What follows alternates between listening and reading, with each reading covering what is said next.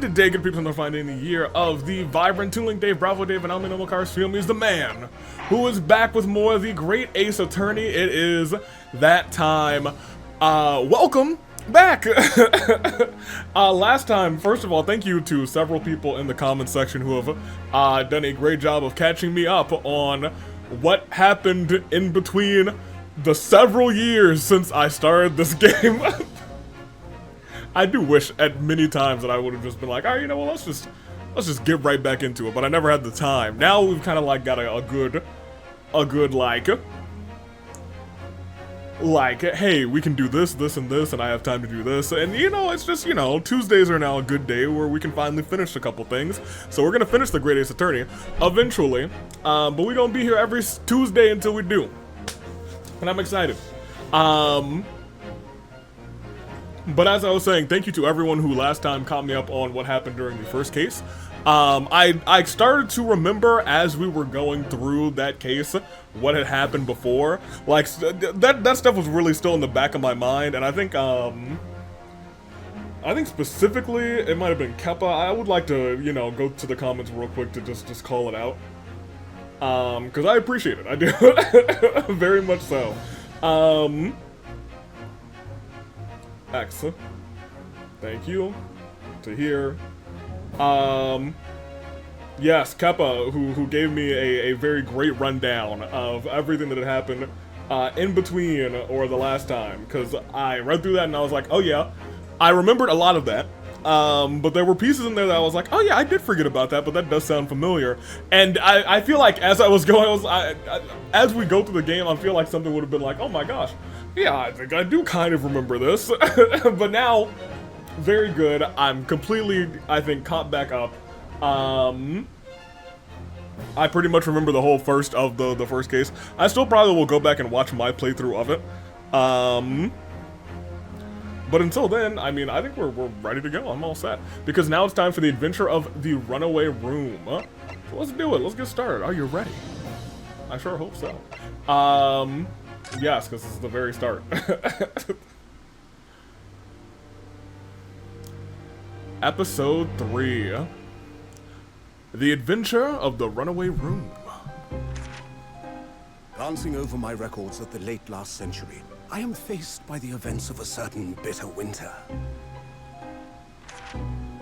A murder in a carriage as it sped through dense London fog in the dead of night. Though the victim and the perpetrator were the only ones inside, there were multiple witnesses to the crime itself. However, none could have imagined at the time that such a seemingly obvious case as this would end in such a horrendous manner. Not a horrendous manner. My friend, Mr. Herlock Jones, once said of the incident. I believe that perhaps that case was indeed the prelude. The beginning of a long concerto that impressive Japanese student and I were to play together. Okay. Well, you know, that's not how I imagine Herlock sounds, but you know, maybe that makes sense. Oh man, look at the two of them. They're both here. Is this really just a railway station? Also, did not expect that to be how you sounded. Station or not, I've never seen such an enormous building before. And look at all the steam locomotives. This country is incredible.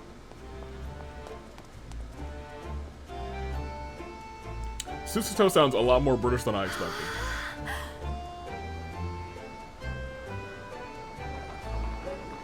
Maybe she's doing her best to sound British to fit in. I don't know. I feel like I'm dreaming. So this is the capital of Great Britain. So, where to? Oh, hello. Climb aboard. I'll take you wherever you want to go. In that case, the Supreme Court in Whitehall, if you wouldn't mind. My pleasure. He does have like, Ryunosuke does have like the side. Visiting students from abroad, eh? The little side spikes that Phoenix has currently. I guess, you know, Phoenix is full spike. Well then, I hope you enjoy your stay. Thank you. And welcome to the center of the world, Great Britain's mighty capital, London. All right, we're in London, baby. Also, while that was going on, ooh, very nice. Great. February 18th. We're talking mid-February. So it's gonna be real cold outside. I think we even saw snow on the ground. During that, I was in the process of very quickly making just some sort of like background for this. I'm trying to make sure that like the Great Ace Attorney part that's on the screen down there isn't really blocking the dialogue. So that's what I'm paying attention to currently. So I want to make sure that, you know, in case like, because I'll probably record this for about 45 minutes to an hour, and if I didn't make any big changes, I will do those in that hour, or I guess in the time between me playing then and now, but we'll continue. Oh no, it looks like I calced that pretty well. Good, because you know, you don't really need to see the button options down there. And I'm pretty sure that this part of my camera here doesn't do anything, but it's also very easy to just snatch away the part of that. I think this works out pretty well. I want to put a couple of things at the bottom of the screen, at the very, very bottom. That's why I've left a gap there. But that's future me problem. What an incredible place! It's so imposing. It's almost suffocating. This place is breathtaking. It looks like a fortress. Yeah, dude, all the fancy gears in the background. It's weird because, like, I was gonna say, in my brain, I'm so used to just, like, the standard courtroom-esque thing, but that's not entirely true anymore. Like, I've played, the Professor Layton Phoenix Wright crossover. I've played the, what was the latest game called? Spirit of Justice. I played that one too, and that courtroom was much different than our regular courtroom. I guess in my brain I'm starting to get used to non-regular courtrooms, so if there is another Phoenix Wright game or Ace Attorney game, which hopefully there is, but like, you know, I don't want to say I'm losing hope, but I'm like, you know, we need another one, not a remake. Although I'm pretty pleased that they are making remakes of the games that were never originally released in the East. I guess, I think, and part of me believes that they are doing that because Ace Attorney has become more popular in the West. And I'm starting to think because of all these specifically re-releases are happening and making sure that it's widely available on all platforms, like it's on mobile, it's on Steam, it feels like they're preparing to have, and the way that they kind of left off Spirit of Justice, it feels like they are building to a game that I don't want to call like a finale for the series, but a big stepping point in kind of interconnected points of the series. It feels like this next game, if I had to make a call, is going to really tie a lot of things together. I don't know if it's going to, like, you know, solve everything, because there's not a whole bunch of solve in Phoenix, right, in terms of, like, overarching, like, storyline. But I think it is going to, like, tie and, like, put pieces together, and you might see people come from, like, Ace Attorney investigations, or you might see a couple of folks show up from, the Apollo. I keep calling it a duology, but I guess technically it isn't. A trilogy with Spirit of Justice, I guess. But I digress. That's just, you know, sometimes I think about Ace Attorney. Because I like this series a lot, but man, I want a new game. I'm waiting for it, I'm waiting. The second it happens, I feel like that'll be the first Ace Attorney game outside of this one, I suppose, because I have not played through this one. But for some reason in my brain, I don't consider this a new Ace Attorney game, but it is, at least for the West, but you know what I mean, you know what I'm saying, anyway. There are some stone buildings like this in Japan now, of course, but they've only been built in the few short decades since we opened our borders to the outside world. An authentic example like this is quite a different impact, wouldn't you agree? A far cry from the wood and paper most of our buildings are constructed from. Oh, yeah, fair, actually, when I'm thinking of like shrines, wooden shrines with those like paper-esque doors. It's certainly unfamiliar. But I think there's more to the differences than just construction materials. What is this place again?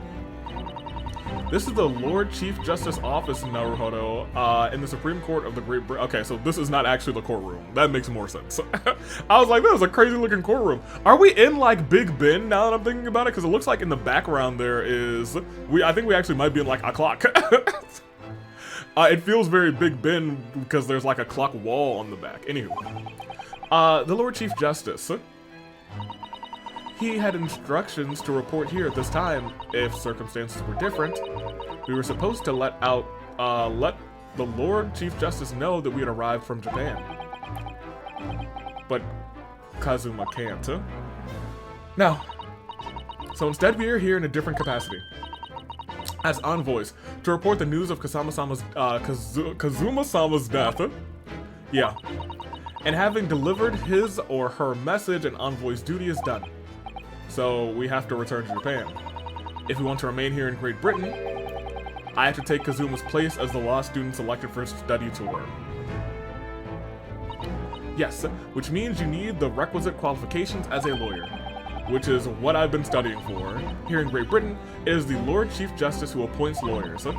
So that's the second reason why we're here, to have you officially recognized as a lawyer. Goodness gracious. Oh, we're about to get a badge? It's the only way that we'll be able to remain here in London. Open up to scratch. I kind of hope that he's like, no, but you know what? I have a case. You win this case? I'll say you're officially a lawyer. Ah, good morning. Sorry for keeping you.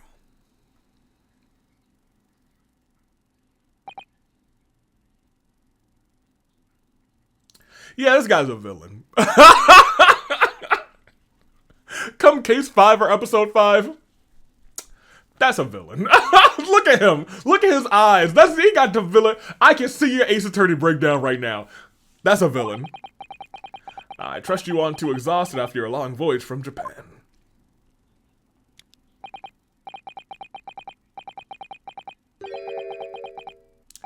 And he pulled out a pocket watch, and he was just casually looking over to the side like, This is the I'm ignoring everything you're saying, and he's gonna close it, and he's gonna bow. Look, y'all, I played these games. This is a villain right here. I don't trust this guy. It seems I'm 1 hour, 12 minutes, and 47 seconds late. My apologies. You're an hour? This is a whole, okay, that's a long time, actually. Oh, no, don't mention it. We're never happier than when we're standing around doing with nothing much to do. That sounded like sarcasm, my boy. How fortunate. So, introductions. I am Male Strongheart, the Lord Chief Justice of the British Empire. Ugh. And I feel like a little mouse under an elephant's foot. Come on, Mr. Naruhodo, don't be a mouse. Oh, how did you read my mind? It's an honor to meet you, sir. Lord Justice Chief Strongheart. I am Ryunosuke of the Empire of Japan. Well, Mr. Naruhodo. Welcome to London, the captain of our glorious British Empire. Ah, yes, thank you. He is imposing. They did do a good job of building an imposing figure. Can I examine around a little bit? You know what I mean? What about this chair? This must be the Lord Chief Justice's desk. I believe it's made of marble. Looks more like an over-the-top tombstone that's toppled over me. Oh. I think that's your fanciful imagination at work again, Mr. Naruhodo. Feels like everything that's normally made of wood and paper at home is made of brick and stone here. I know, that's why this place feels so overbearing, I'm sure. Can I look at the clock face? Is this some kind of clock? Actually, I think we might be inside of some sort of giant clock. But those gears, they're larger than anything you'd find on a steam locomotive even. It's eerie. Do you think clocks are some sort of hobby of his? The Lord Chief Justice, I mean. Well, boys do enjoy fiddling with machines, don't they? I'm not sure you could fiddle with cogs this size, and I'm certain you couldn't call him a boy, you know what? He does love his little pocket watch, at least. Still, it's amazing how little noise these cogs make considering how large they are. That's a good point. There's actually something quite soothing about their precise rhythm. Okay, well, I don't want to explore this entire room, at least just yet. Oh, can I go left and right? In this room? No, it doesn't look like it. Look at all the naughty books packed together on these shelves. They go from floor to ceiling. And they're all books you couldn't hope to come by in Japan. It's like a dream.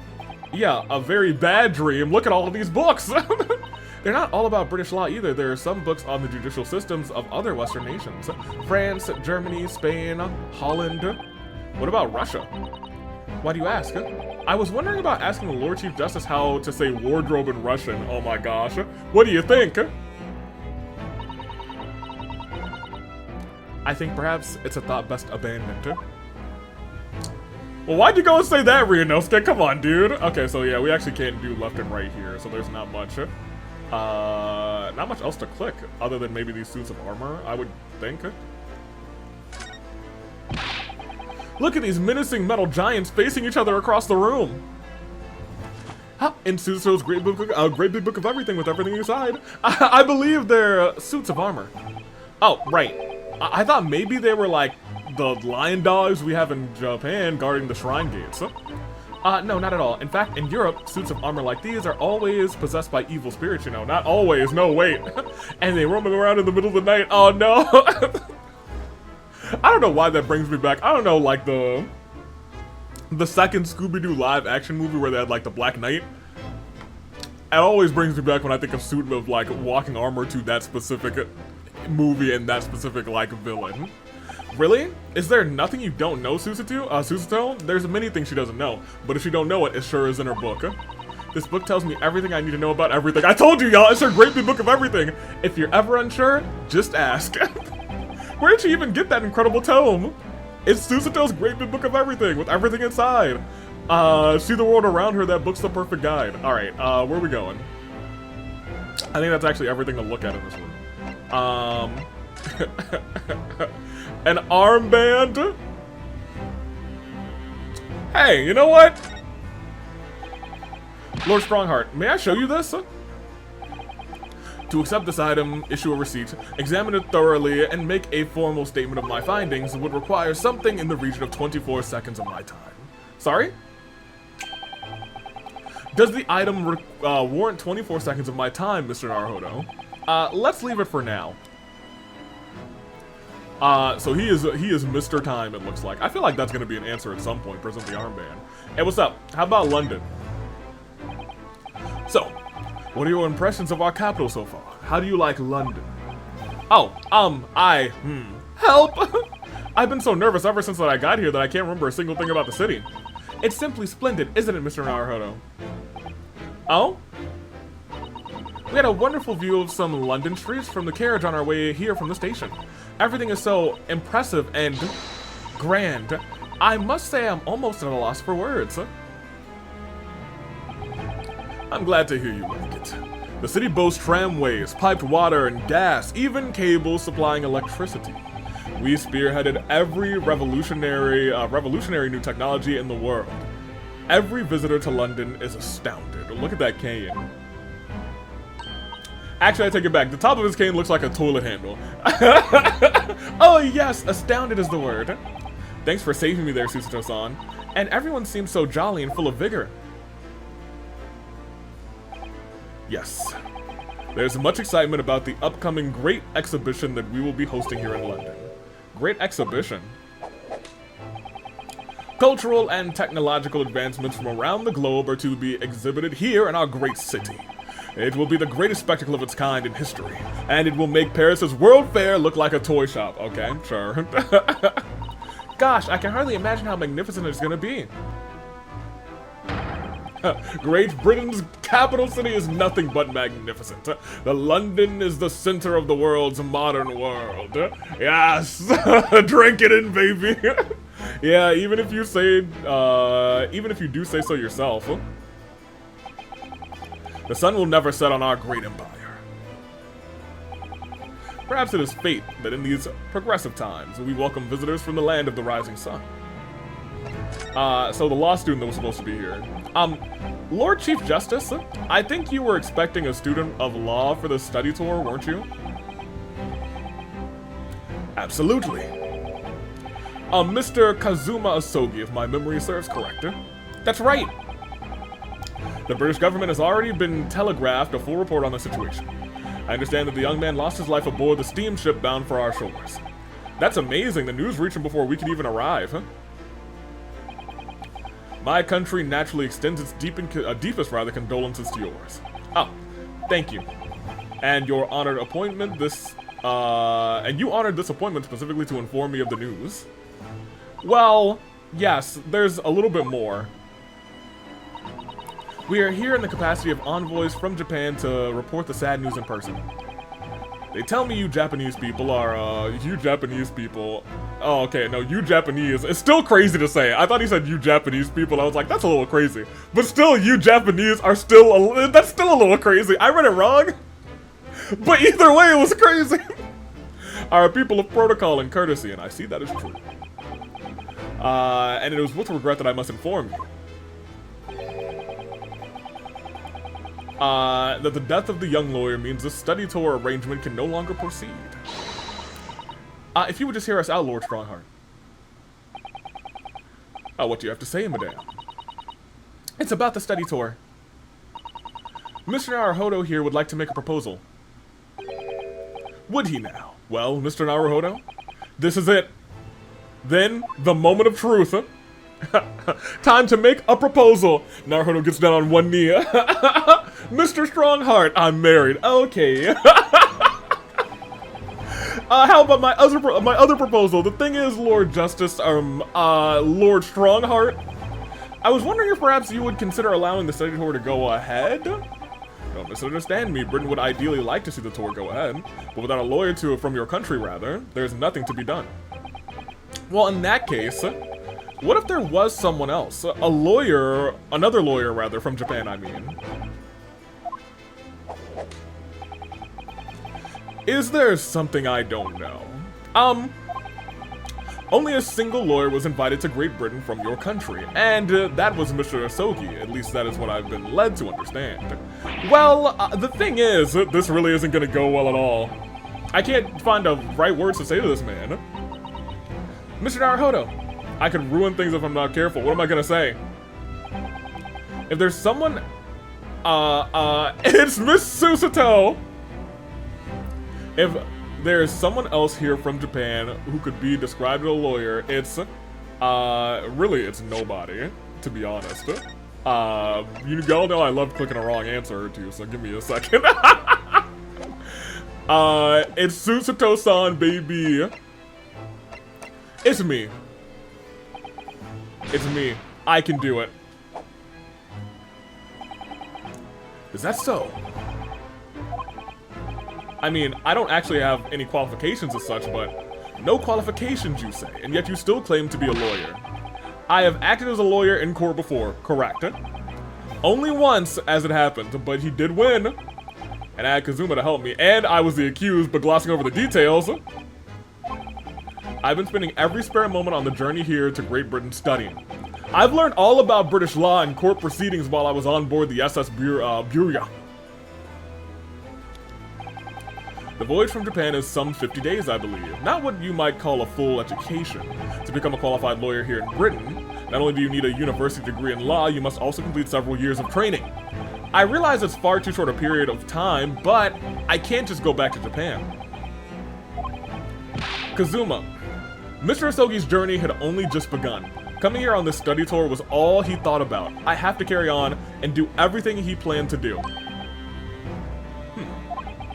I know it must sound like I have an overly inflated opinion of myself, but I would do anything to prove that I have what it takes. Any test you care to set me. Just one chance, that's all I'm asking for. Please!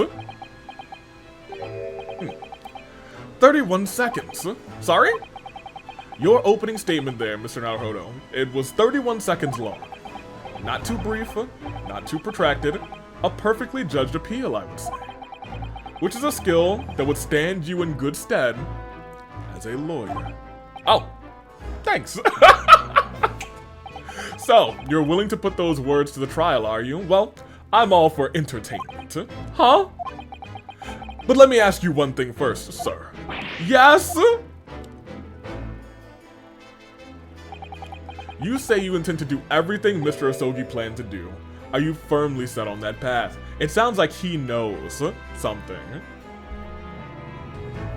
I'm very curious to see what he knows, because now that that's happened, do I really think that he is a villain? Yes, I'm still gonna triple down. Well, yeah, that's my intention. I see. Am I imagining things, or did his expression just alter a fraction alter a fraction there all of a sudden? Very well. You have your wish. I'll grant you a chance. A test to become a specially certified lawyer. Whether you pass or fail is entirely down to you. Really? What's my test, sir? So, what form of will this test take exactly? Tell me, Mr. Naruhodo, what do you consider the role of a lawyer to be? Well, defending people, of course. Well said. So, let's have you defend someone. Huh? Your timing is perfect, in fact. There's an app trial about to begin later today. I knew it. I knew it. He was about to be like, alright, well, it's time for a test. I got someone here who needs... I knew it, you son of a gun. No advocate has been appointed for the defense yet, so this will be welcome news. Today? Straight away? If you manage to secure a verdict of not guilty, you'll have passed my test. What could be simpler? How do I get myself into these situations? Well, you snuck up on her. Technically, this is Kazuma's fault. Well, can I ask what sort of trial it is, Lord Strongheart? Oh, murder.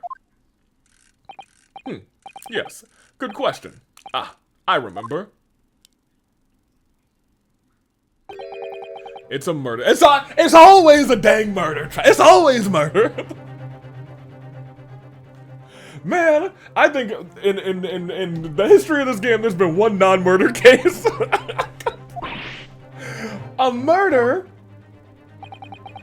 I think there might have been a non-murder case that didn't turn into a murder case later in that chapter. Man!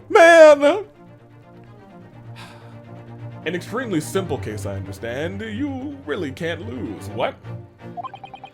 That's easy to say, but I should mention just in case. If the defendant is found guilty, he will of course be sentenced to capital punishment. Capital punishment? He'll be put to death?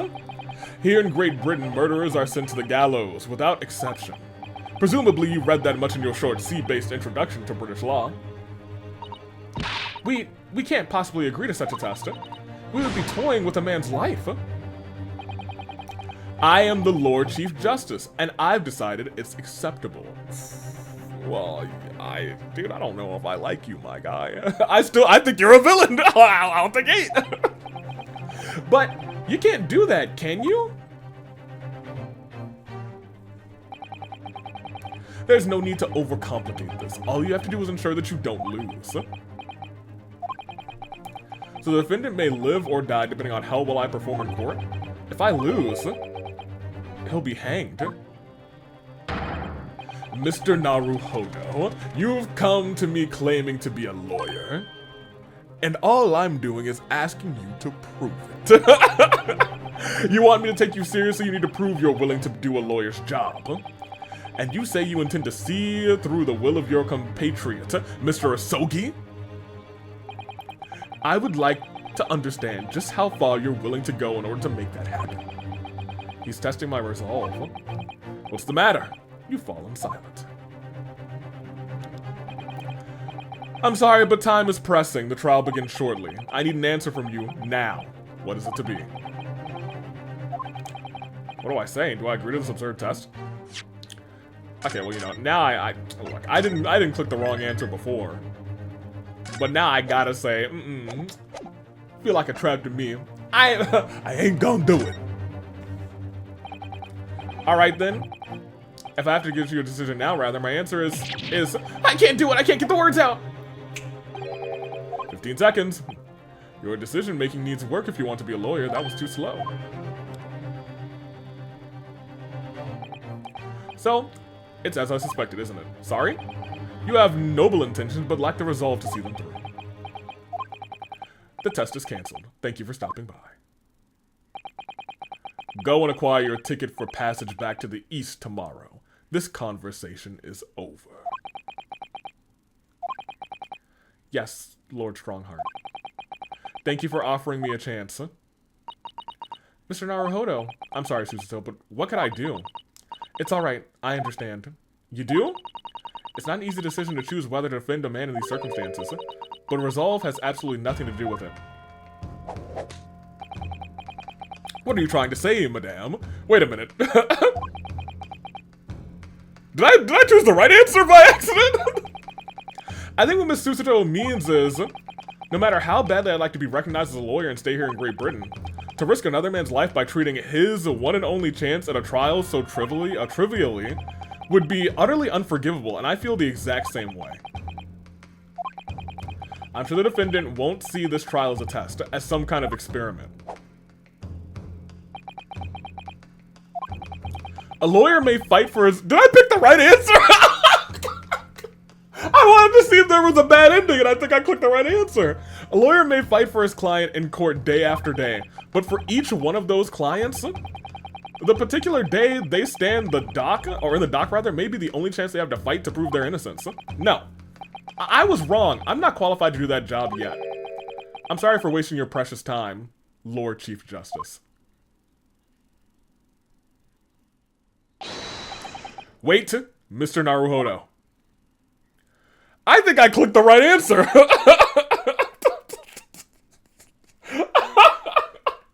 Oh, was there something else? It's approximately 20 minutes by carriage to the Old Bailey from here. If you leave immediately, you should still be there in time. But I just said that I was quite serious in what I told you. The defendant in this case has literally no one to advocate for him. What? At this point, he can't hope to find someone to represent him. The trial will begin without a defense. And if that happens, there's only one possible outcome. He will receive the most severe sentence the judge can pass. But that's awful. Hold on. But that is the truth. Why does it have to be like this? Please don't expect an answer to every question. The cold, hard truth of the matter is that there is only one person now with a chance to save this man from a very miserable end. And that is you. I'm really his only hope. So, what do you say now, madame? Me? What do you mean, Lord Strongheart? You said it wasn't an easy decision to choose whether to defend a man in these circumstances, and I agree. But in my estimation, it is purely and simply a matter of resolve. Oh, yeah, now it does. You know what? Fair enough. Our time is up here. I have a meeting to attend. I must leave in 2 minutes and 16 seconds. So, venture into our great city and enjoy yourselves. Enjoy ourselves? We better have to go and defend this man. I got no idea about the case except somebody died. He's gone. The Old Bailey. If we're gonna do this, Mr. Naruhodo, we must leave at once. Alright, well, I guess we're gonna leave at once. Alright. Sounds good to me. That was kind of... I was not expecting for that to continue like that. Alright, cool. Cool, very nice. I'm not gonna go back and see what the other option was, but, you know, I'm gonna try and choose the wrong options as much as possible without, you know, unless I'm very much not sure about what the right answer is. If I know what the right answer is, I'll fool around, but if I don't and I have to think about it, I'm gonna be like, okay, hold on a minute. I don't know what I need. Alright. Oh, thank goodness, we're in time. There's still 15 minutes until the trial begins. I never knew a horse-drawn carriage could go so fast. I thought my teeth were gonna rattle loose. Did you hear what I said to the driver when we climbed aboard? Let me just flip through my great big book of everything. Get us to our destination in 5 minutes, driver, and there's guinea in it for you. It's one of my favorite lines from the Herlock Sholmes stories, and it worked out quite perfectly. I'm not sure why you're so pleased. I thought we were gonna die, and we had to pay gold for the privilege. Well, at least we arrived here before the trial started. Yeah, I suppose there's that. Anyway, I don't understand it. The court clerk said the defendant should be here, but there's no sign of him at all. Nope. Yeah, nobody. Nope. So this is the Old Bailey. I missed that. What's our history button? There it is. Even this room for defendants, to wait in is grand. I'm just speaking at the clock is. I'll probably go for another 10 to 15 minutes before taking a brief break to handle something. And we'll continue for probably another hour or two or something like that. Alright, we are alright. Feeling tense, that's all. This place gives me the same sense of foreboding that I remember from the Supreme Court in Japan. An oppressive air, almost as if the building itself is going to crush whoever is about to be sentenced. Feels like the only yesterday, rather, that I was the... Oh, right! I remember the actual, like, trial in Japan, too, was kind of neat. Anywho. Feels like only yesterday that I was the one about to be crushed. Yes. Whoever the man you're going to defend is, I imagine he's feeling very alone at this very moment. Top of the morning to you, madam, sir.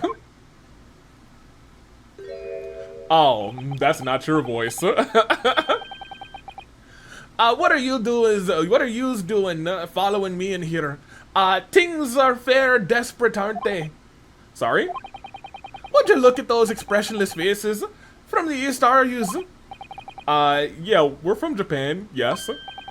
Japan, is it? Right, say no more. So, how much do yous need?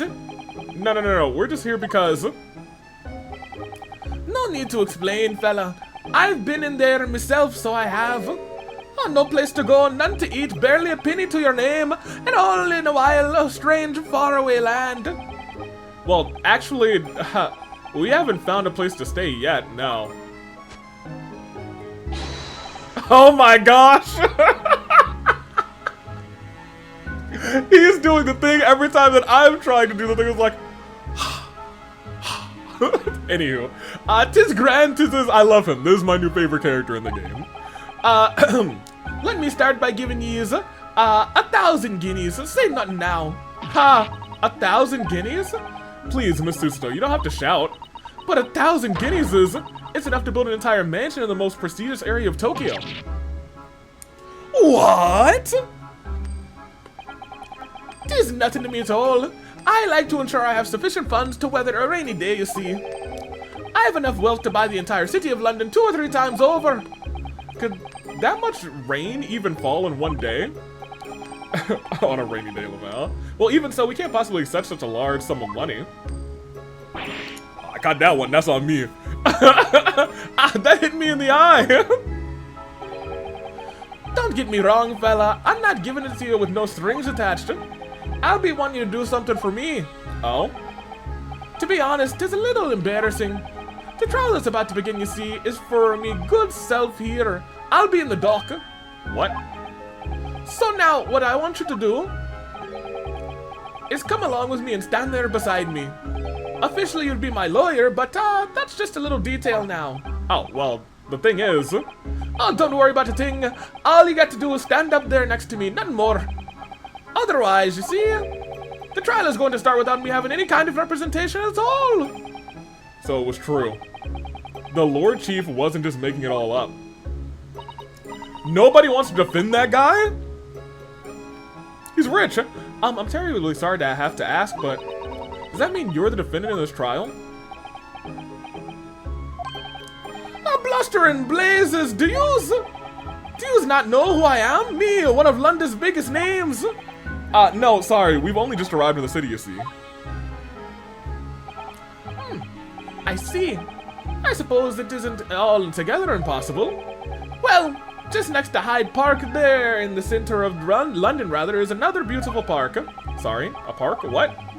'Tis called McGilded Park, full of blossoming flowers in the spring and singing birds and whatnot. I donated it to the city, so I did. An entire park? In central London? A city of smiles, that's my vision for London. 'Tis nothing but Magnus McGilded. There's nothing Magnus McGilded. Magnus McGilded is hilarious. Wouldn't do for the city and its choir of old people. That's amazing. I mean, really extraordinary. This guy feels like a murderer and I have to defend him? Well, it wouldn't be the first time. But now they've galled to say I'm a good-for-nothing criminal. Me, Magnus McGilded. Hey, what is the matter with the people of the London police? I tell you, I ask you. Alright, don't pass out. Mr. Naruhodo? Perhaps now would be a good time to introduce ourselves. Yeah, good idea. Hey. Mr. McGilded, the thing is, we're actually here in London studying British law. We're law students on a journey, a study tour. It is a journey, not for nothing. You see. So, if you don't have a lawyer for the trial yet, and you'd be happy to put yourself in our hands, we'll do our best to... What was I saying after... what was I after saying, you daft Egypt? I've given you 1,000 guineas to stand there next to me, haven't I? Well, yeah, but I wasn't exactly offering to just stand up there next to you. Oh! I think I see what's going on here. I'm sorry? I know what you're thinking, rather. This chancellor of a fella claims to have more money than the Queen. But if that's true, why in the blazes can't he hire the finest lawyer in all of London? But he did! That's the only explanation. Well? Well... Exactly! Yes, exactly! What now? Well, like you said, if you have all that money rather, but you don't have anyone to represent you in court, there's no other logical conclusion than that you're guilty of the charges, Laval! Who?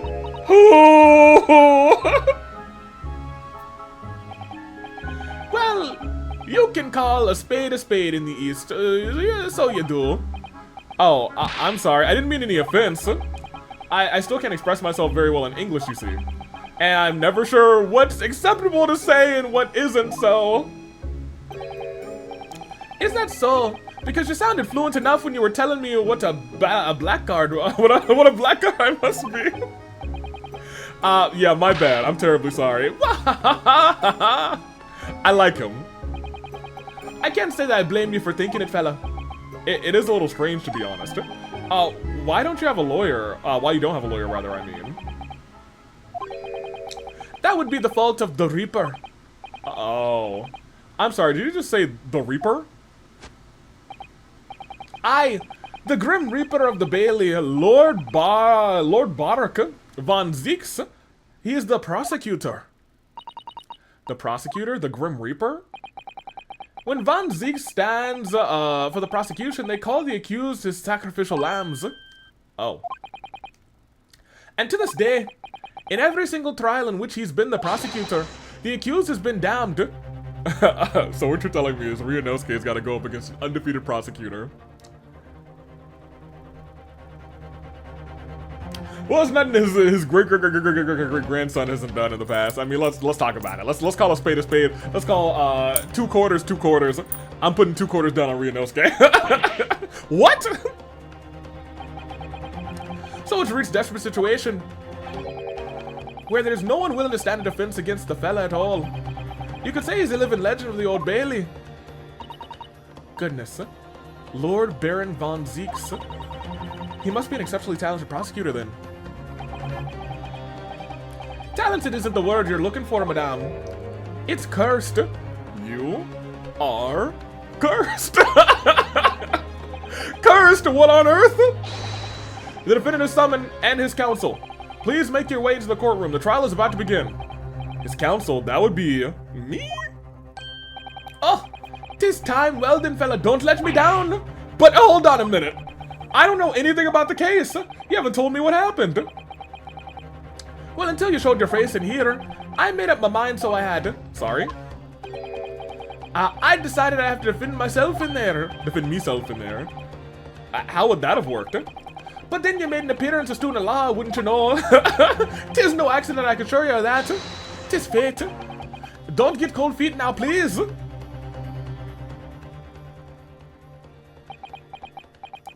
So I gotta defend this old guy. I literally know nothing about the case or about this man who stands accused. In fact, the only thing I do know is that I can't turn my back on him. Hey, Suzuto, your book got the answers to this in here? You got facts about the case in here? No, sorry, this is a current matter. It'll be in my book afterwards, though. Dang it. Mr. Naruhodo? The man has no one. Man, Naruhodo-san! Ryunosuke! I have to stand alone in that courtroom, armed with nothing to defend himself.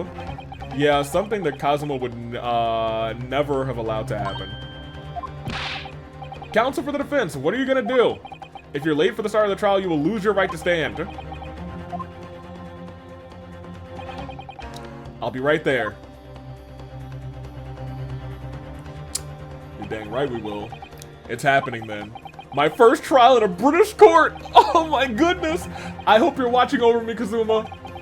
Because I have no idea how I'm gonna do this! Oh, man. I know the boy's not cooked, but the boy might as well be cooked. 18th of February, 10 a.m. The Old Bailey courtroom. I am going to save here, just so I can play the rest of this uninterrupted. So I will be right back. Okay, let's get back into it then. Let's defend this boy. My man's the greatest of all time. I love him. I've known this man's for less than 5 minutes. And I love, well, it's probably been more than 5 minutes. It's entirely several hours at this point. McGill did. That's my boy. We'll continue. Yeah, they got the jury in here too. So this is the highest court in Britain. The Old Bailey. The centuries of history in this place is palpable, isn't it? It's so different than the Supreme Court in Japan. It feels both imposing and serene at the same time. The atmosphere almost makes words redundant. Whatever the country, determining a person's guilt or innocence is always a solemn affair. I'm gonna let you finish, but okay, well, we got nothing. She's 16, he's 52, and he's 48. If you gave me 1.5 million guesses, I think I actually would have said that he's older than him. But you know what? I guess I would have, well, I guess if you gave me 1 guess, because if you gave me 2 guesses, I think I would have come down to I guess 3 guesses would have been possible. They could have been the same age. Regardless, let's continue. May I say something, Mr. Naruhodo? Oh, yeah, what? What's up? Oh, man. Your eyes look ready to pop out of your head again. I recall. I know, but I just can't help it. What's our... Oh, my gosh!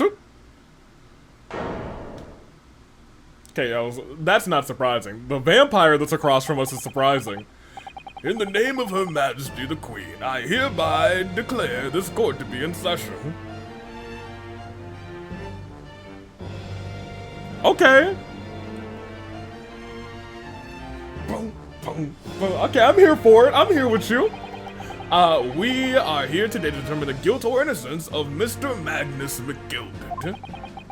I now call upon the counsels for the prosecution and defense to declare their willingness to proceed.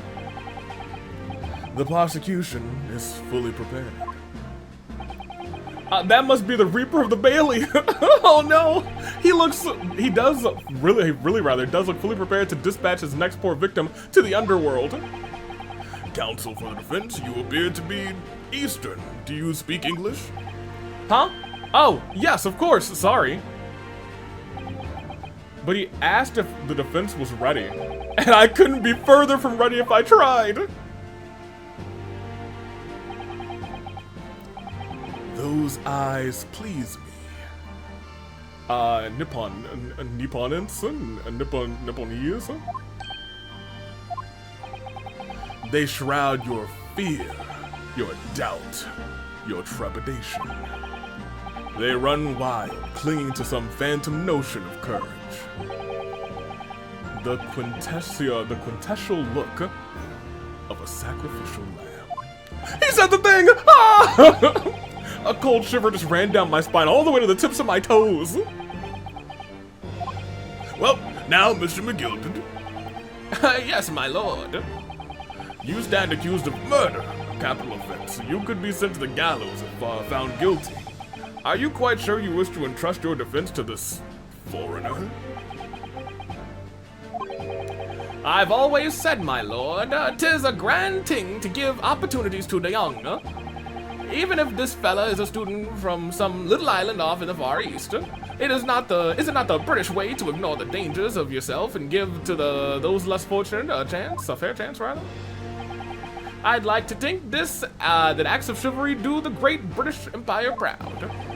Yeah, McGilded! Whoa, yeah! What a fine gentleman! Yeah, McGilded! McGilded! Gee, he donated 5,000 pounds. Mother, please, may we go and play in the McGilded Park? Seems as though everyone in the public gallery is firmly behind Mr. McGilded. That's definitely welcome news, and he certainly has a way with words. I mean, look, he's the GOAT. It's giving me a terrible feeling that he did actually do it, but I digress. I'm surprised he couldn't convince anyone to defend him. Eloquently put, Mr. McGilded, and most laudable statements. Now,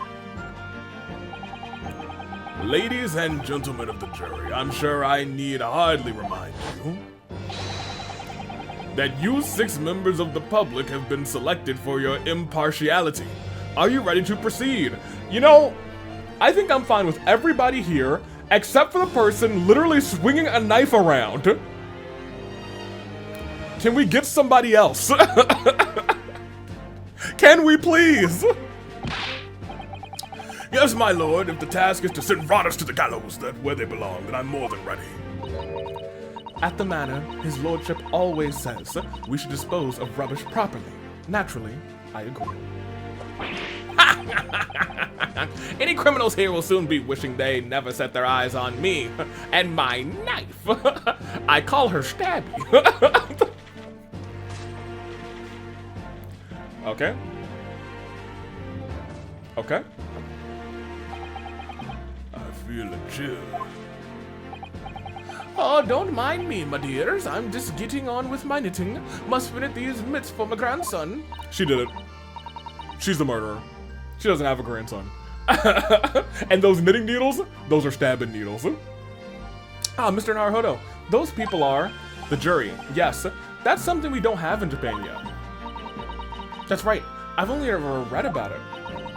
But here in Great Britain, the court's final verdict depends on the opinions of these 6 jurors. I have experienced something like this already, and did they have it in Spirit of Justice too? I don't quite remember. I don't think so. I'm pretty sure they had it in the Leighton Ace Attorney game. I actually don't remember offhand if they had it in Spirit of Justice. I know they had like the pool of, hey, look what happened. It's been, has it almost, when did that game release? Because I think I got it at release. Was that over a decade ago? Was it a decade ago? Oh, I don't want to think about it. I would like to not think about it. Let's continue. I really do not want to think about it. Let's keep going. The judge passes sentence according to the law, but the jurors determine guilt based on common sense. So the defendant is ultimately judged from 2 completely different viewpoints. But how exactly do the jurors give their verdict? That, I don't know. I don't know. But I'm sure it'll become clear as the trial progresses. Can't you look at your book, Susato? Look at your book. It's got the answer in there somewhere. I guess we ain't got time to look in the book. Prosecutor Van Zieks. My lord. It's been a number of years since we've seen you in this courtroom. I thought you renounced your fame. Oh, interesting. So this is his first time back in a couple of years. I'm known as the Reaper of the Bailey, my lord. Infamy rather than fame, I would say. But yes, 5 years have passed since I last spread my wings in this capacity. So, what brings you back? Is there some change of circumstance which the court should be aware?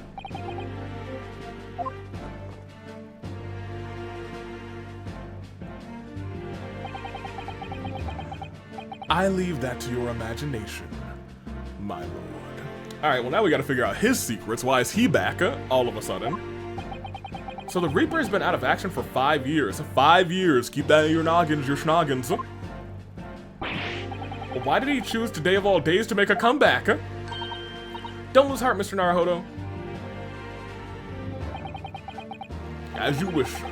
Oh man, I'm about to smack this man, dude. This man is about to make a comeback after 5 years, and he's about to lose to me like 4 times in a row. He's about to have his undefeated streak be broken and starting a straight up defeated streak against me, Naruhodo-san, baby.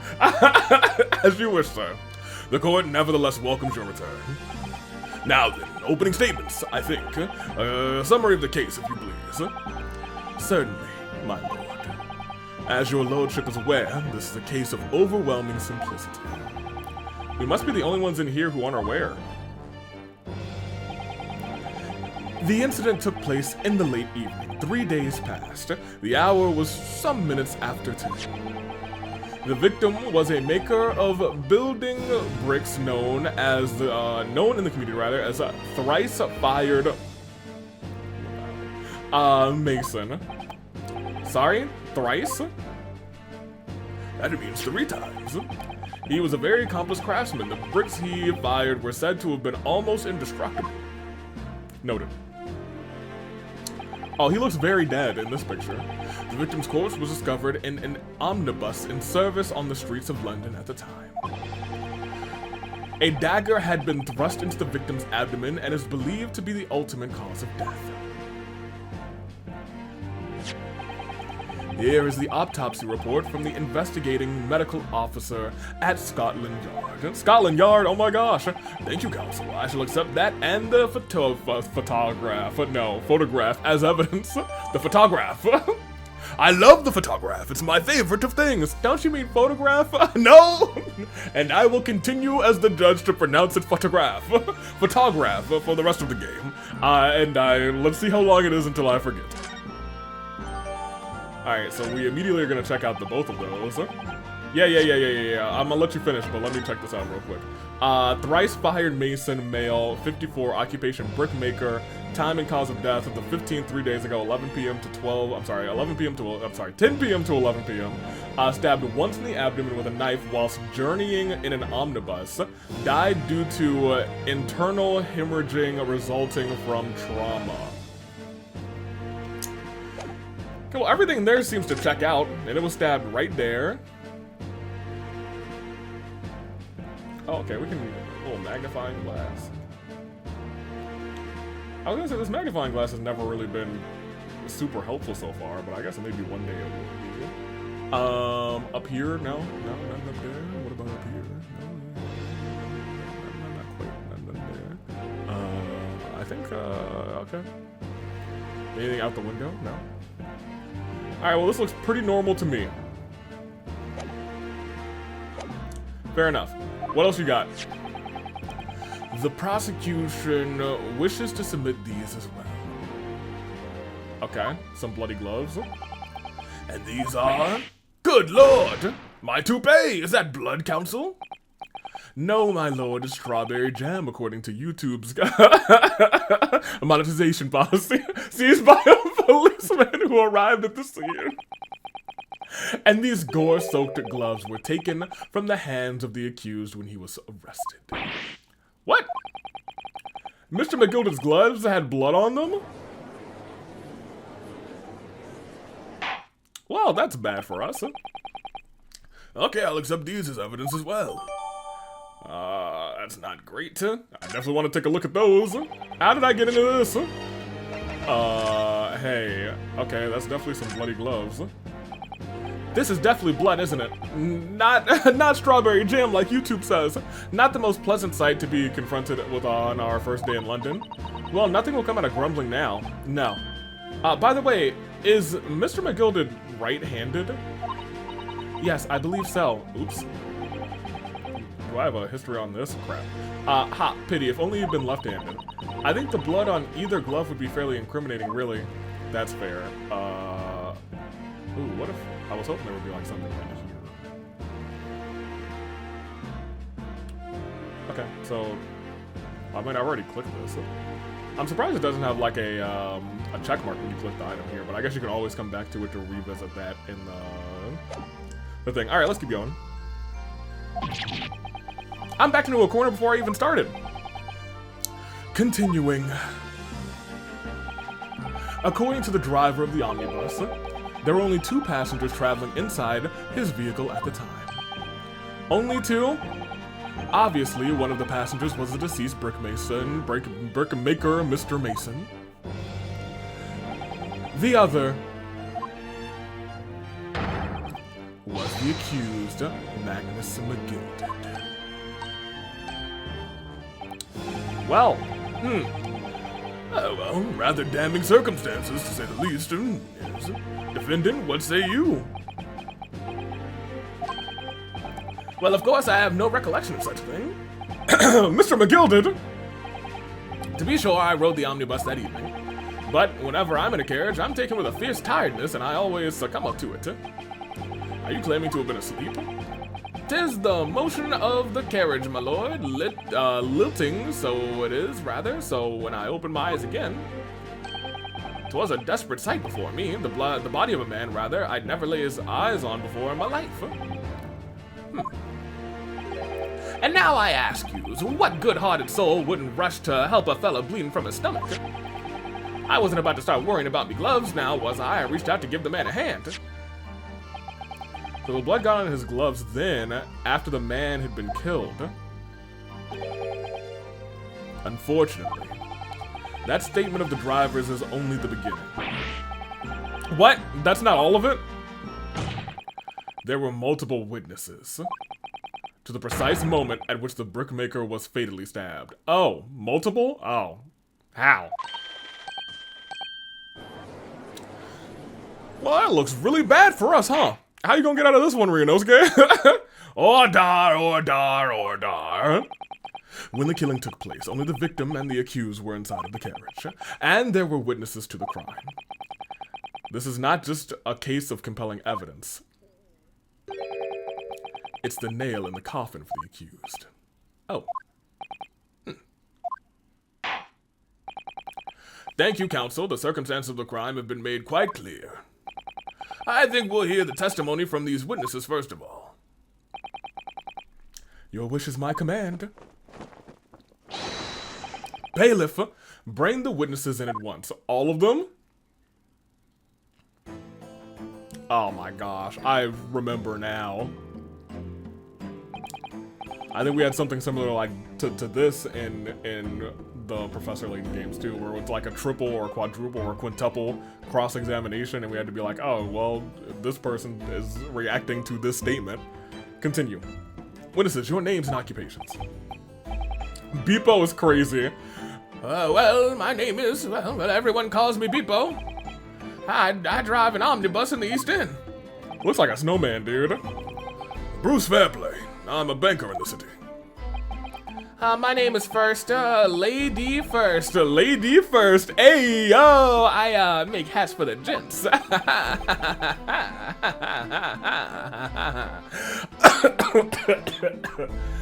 You'll never do that laugh again. Let's begin by confirming the facts.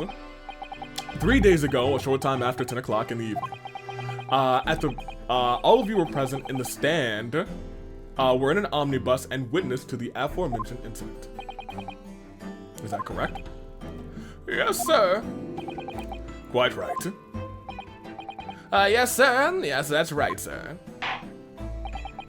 Very well, then, let's proceed with your formal testimonies, please. Each of you will tell the court precisely what you saw. Witness testimony. What the witnesses saw. It was the last bus of the evening, so I had a few customers. I remember it well. The victim and the man accused of killing him were sat next to each other inside the bus. Then out of the blue, the accused reached over and plunged a knife right into his guts. That's right, he stabbed him. I screamed, I did, I couldn't help it. And as soon as I heard the scream, I stopped my bus. This man's got a whip? Oh, because his bus is actually a horse-drawn. And then I saw it too.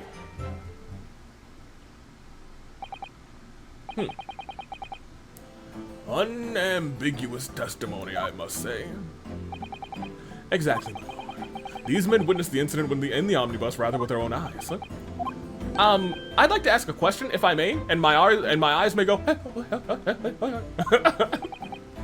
Yes, counsel. Well, this testimony makes absolutely no sense to me whatsoever. Why not? Well, the incident took place inside of a moving carriage, didn't it? As it has been clearly stated from the outset, yes. Well, in that case, how could those two possibly have seen what happened? There's no way they could have seen the inside of the moving carriage. Uh-oh. Look, you just, okay, my boy.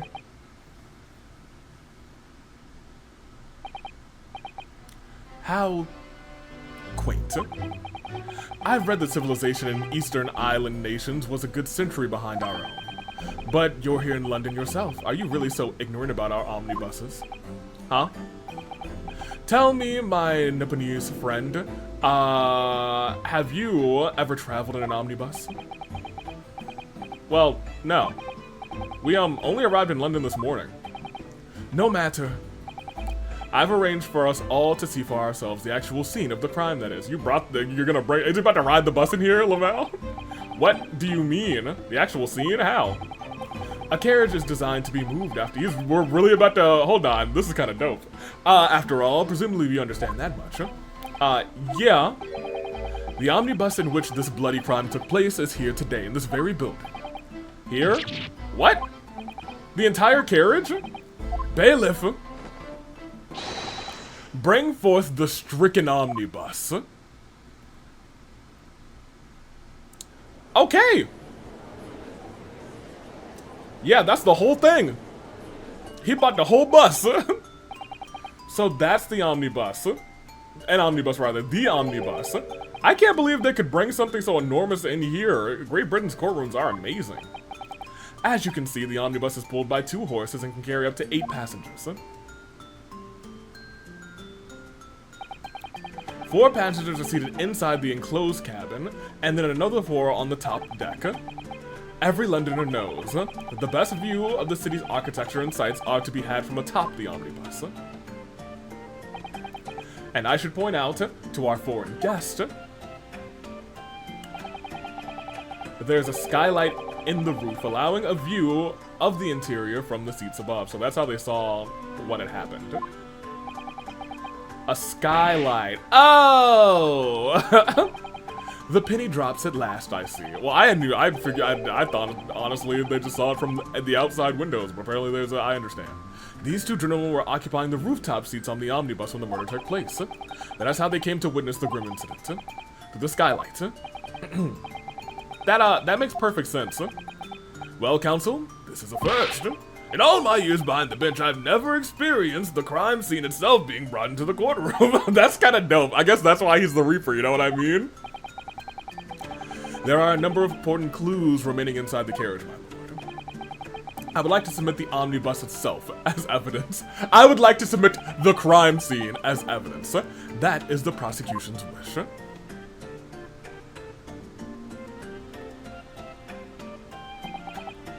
Well, very well. I see no reason why not. The omnibus is hereby formally accepted as evidence. Oh, very good. There were passengers both inside the carriage and on the roof that night. 2 inside, 2 on top. But there's a world where there were 3 inside, actually.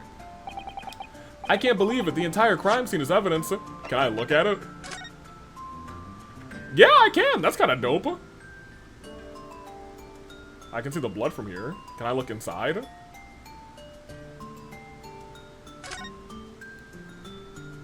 Okay, well, here's a skylight. You can certainly see the inside of the carriage through this opening, that's for sure. Yes, and there's a lamp in the enclosed cabin. So I'm sure the witnesses would have been able to see quite clearly. That's not good for us. Can I open the door? Oh, no, okay. Oh, yeah, you can! Oh my gosh! And go inside, shall we? Ah, the scene of a murder. It's horrible. Okay, I like this. This is what I was hoping for, that it was just like, continue to be essentially like fully kind of immersive, you know what I mean? At least it has a handle, it seems. I think that's just good to note in general. Looks like all sorts of equipment that might be needed to keep the omnibus running. Feeding tubes, tools to repair wheels, blankets, horseshoeing tools. So it's a storage compartment for the coach to keep things, to keep his things in, it seems, rather. Doesn't seem to be any space for a passenger to store their luggage, that's for sure. Well, I don't imagine it would be very convenient for that purpose anyway. I assume that, yeah, okay. Okay, so that's the same thing, great. Can I close it back? I can! I love this, actually. Hey, there's some blood on the seat. Ooh, okay, that's probably just the outside of the, fair enough. So I can see this from here. It's quite a large skylight, isn't it? Yes, quite large enough to afford a good view into the cabin from the roof deck. There doesn't appear to be a handle or catch of any description. So I suppose it can't be opened from the inside. Can't be opened from inside the cabin, at least. That will probably be important. Can't be opened from inside of the cabin. That's blood soaked into the seat. The victim's, obviously. Yes, and that seat would be very clearly visible from the roof. Would you really stab someone in full view of the other passengers like that? I wonder. Well, it was after dark, and there was a lamp, on in here, rather, so perhaps the culprit couldn't see anything outside through the skylight. Whichever way you look at it, it doesn't seem like it was a planned attack. Interesting. I feel like... Oh, it's for the great, it was 6 months, apparently. Great exhibition. There's a lot of focus to be drawn to the Crystal Tower, the centerpiece for the whole exposition. Oh, this Crystal Tower, rather. It's under construction already, I believe. People all over London must be fizzing with excitement at the prospect of such a grand event. Okay, I think at first glance, rather, that's everything that we should be looking at in here. I can't click on any of these windows, so they must not be important, at least at this point in time. But this compartment is, I believe, important. That in itself, I think, is a big clue to what may be going on here. That being said, it's also a big potential point as to where they were sitting on the omnibus. Because if they were on the back seat, they could have seen, but if they were on the front seat, they couldn't have seen. So that is something to point out. So this is the roof deck of the omnibus. Oh, you must have a wonderful view of London streets from up here. So people sit all the way up here on bitter winter nights with cold air rushing past them, and they have to pay money to do so? Brr, I can't imagine how cold it must feel. That just makes me think of something horrible. Can you imagine being dragged around the city in the freezing cold as punishment? Perhaps that is the real price you paid to stay out late, Lamau. Okay, so there's not really anything else yonder this. Oh my gosh, the Phoenix Wright Omnibus! How quaint. I wish they would have given me like a bonus or something. There's nothing on the bottoms. Yeah, I don't see anything in particular that is out of the ordinary here. Okay. But I have a feel of the omnibus. I wanted to go back. Thank you. Alright, let's continue. Yes, Great Britain is simply extraordinary. I could help myself a lot by giving that omnibus a thorough examination, seeing as it's here. I did, don't worry. Let us continue with the proceedings then. Your cross-examination, counsel. Pray don't expect this Nipponese stray to understand, wow, stray is crazy, to understand the intricacies of a British court's cross-examination rights. Please don't sweat. All right, my first cross-examination in a British court. Focus, Rienosuke. Focus! Focus on winning! Focus on your client! Well, I love the stained glass in the back. It was the last bus of the evening, so I had a few customers. I remember it well. The victim and the man accused of killing him were sat next to each other inside the bus. Then out of the blue, the accursed reached over and plunged a knife right into his guts. That's right, he stabbed him. I screamed. I did, but I couldn't help it. As soon as I heard the scream, I stopped my bus, and then I saw it too. How did you see it, actually?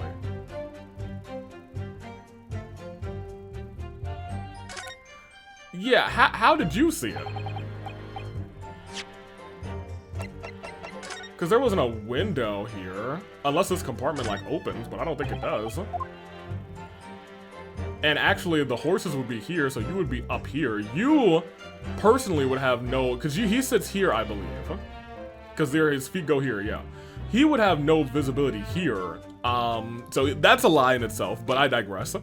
I guess maybe you stopped it and then went. And so help me, 3 whole people witness the man I'm trying to defend do the deed. I don't like to be pessimistic, but we do seem to be in a rather difficult situation here. What am I supposed to do? Or what am I supposed to think here, rather? Is Mr. McGilded really innocent? Or could it be... Before we jump to conclusions, our first task should be to gather information. You need to understand the case much better than we already do at the moment. Yes, you're absolutely right. You're absolutely Phoenix right, the Phoenix Wright Omnibus. Let's listen carefully to those witness statements again, a little more carefully this time. Yes. Alright, you know what it's time for? It's time to press everything. Yes, I think it was sometime after 10, wasn't it? Oh, yes, that's... Ooh, okay. Yes, that's right, sir. Yes, it was ever so cold freezing, in fact. Excuse me. I did not mean to do that. Mr. First, how can I help you, sir? That last statement, did it trouble you in some way? Not particularly, no. If anything, he's troubling me with that hat of his. He's greased his head, Lamau. Oh dear, sir, I hope my hat's not troubling you, sir. I was just, I'm still just an apprentice, you see. Mr. Naruhodo, even the witness can see what's going through your mind. You really must be more careful. I wish it were that simple. Okay, yeah, that was an accident. I wanted to... Okay, fair enough. You saw them through the skylight in the roof of the carriage? That's right. When you sit up on the top deck, the window's right there at your feet. There was a lamp on inside, so I had a pretty good view. The 2 of them were wearing hats, and I couldn't exactly make out their faces. But there's not a shred of doubt in my mind that it was Mr. McGilded. I can be so sure. Well, how can I put it politely? Mr. McGilded is a gentleman of rather small stature. I couldn't have mistaken him for anyone else. Let's not forget about that. Let's not forget that the vehicle, that when the vehicle came to a halt, the only people inside the cabin were the deceased and Mr. McGilded. There's no room for doubt here. Fair enough, huh? I really wish there was. Yes. Well, hold on. Yes, so we'll press this one. There's a new thing to press. Yes, please. You actually saw the exact moment it happened? Didn't I already testify to that? Or are you, are fair, dinkum, hard-working city bankers not considered trustworthy these days? Oh, no, I didn't mean that. This is not good. I really got his back up, rather. Correct. Perhaps you could just tell us what you saw in a little more detail, if that's... My lord. Juror number 3, what's the meaning of this? My mind is made up, my lord. Completely and utterly made up. Made up about what? I don't like the stinking rich, never have. They're always up to something or other that they shouldn't be, every one of them. And that little leprechaun of a man is no exception. Well, he can't fool me.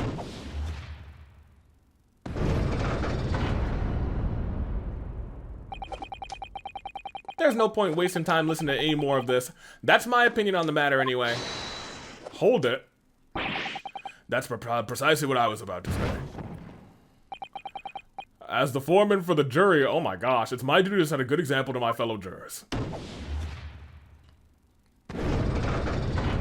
Oh, well, that's not good. What's happening here? Let me see. Yes. It seems that's how the member of the juries give their verdicts. With fire? Apparently, yes. Don't tell Sprinkles. White for innocent, black for guilty. As the 6 members of the juries make up their mind about the case, one by one, they can each cast a ball of fire into the great scales of justice, as we saw a moment ago. If those enormous scales fall completely to the black side, does that mean... Let's do our best to make sure that doesn't happen. Now I'm even more worried than I was before. Very well, the court acknowledges what just happened. Counsel for defense, please continue with your cross. I was in the middle of it! This is a nightmare, dude! That's right, he stabbed him. I screamed, I couldn't help it. Hold Oh, it! I guess we'll press this one too. He stabbed him, you say? Yes, that's right. I was up on the roof seats. I remember seeing our little... Why would he...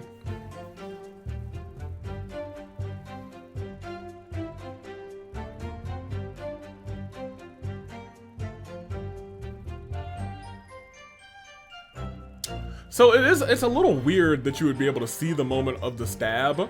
Unless he like pulled out the knife and stabbed him like, well, actually, it was his right hand that stabbed him, right?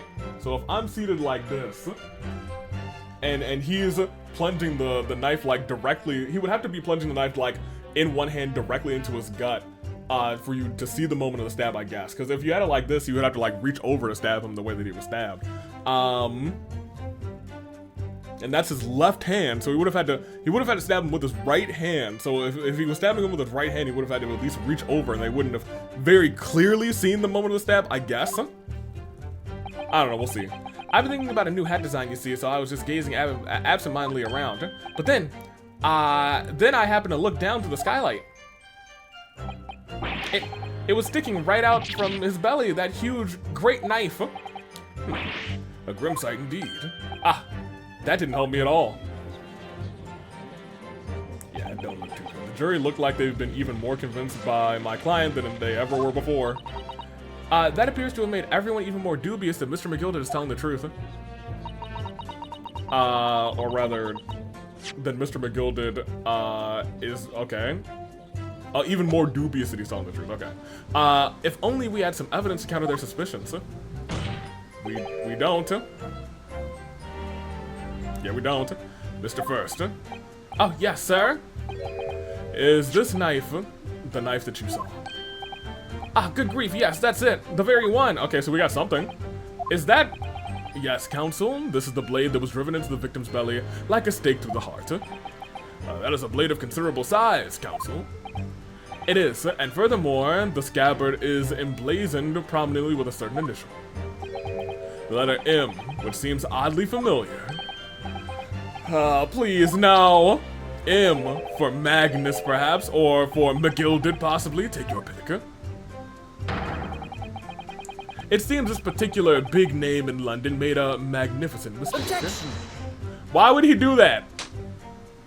Oh man, he got some real wimpy splaps. Oh no. But there's M's everywhere. Like, yes. Like in Mason. Objection! Oh, that's a nice looking objection, actually. Oh my gosh. Ooh, okay. Alright, Van Zeeks. Or Van Zykes. This blade is far too extravagant for a poor brickmaker to have owned. No, this weapon of murder is almost certainly belonging to the accused. Not conclusive, but certainly compelling, counsel. Thank you, Judge. Thank you. The murder weapon. I'm about to look at that bad boy. Hey, hold on. No. Oh, no. Slow down. I ain't done yet. Hold on. Let me look real quick. That part is a sheath, isn't it? Are you all right, Mr. Naruhodo? Oh, sorry. Yes, I just really don't like blades. Oh. Those don't seem like the words of a man with a large katana slung from his waist fair. Well, it's not. Yeah, I was gonna say that's not a blade. That's Kazuma's soul. That's his soul, not a blade. Anyway, there's no sense in delaying. Let's see what this thing looks like. Okay, there's definitely blood on the tip.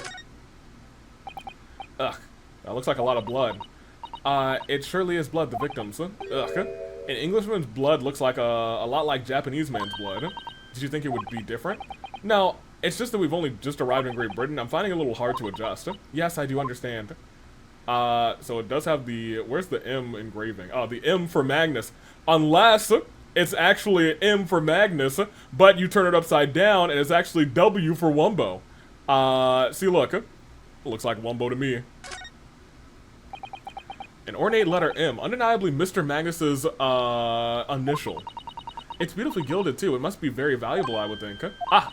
What is it? Look at this M. If you turn it upside down, it becomes... Hey, Ryunosuke, I said that as a joke. I don't think it's the truth, my boy. A W?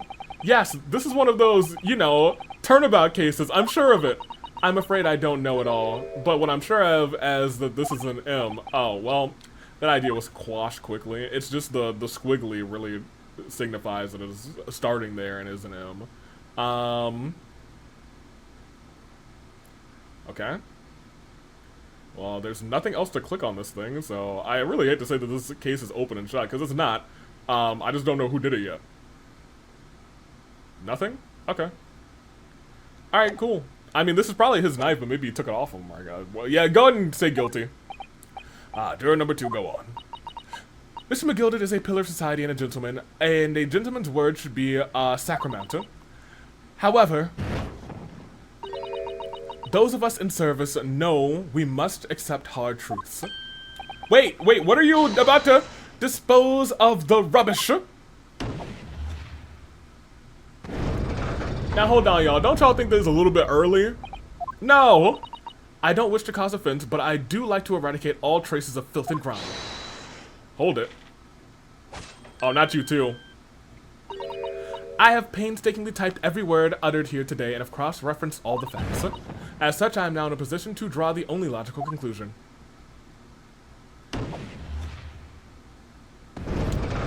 Hey, that's only 4 of 6, so we're still cooking. Not again! That's 4 out of 6 jury members who proposed a guilty verdict. There are only 2 left. Oh, we've had it. Every time I press those witnesses for more information, I just make the situation worse.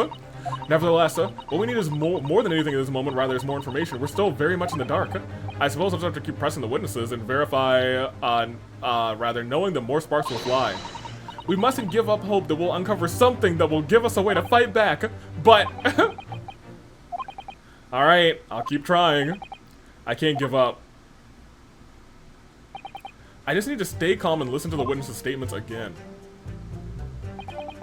And that's the last one. Hold it! What exactly did you see? Oh, well, see, that would be the passengers, sir. Yes, collapsed on the floor.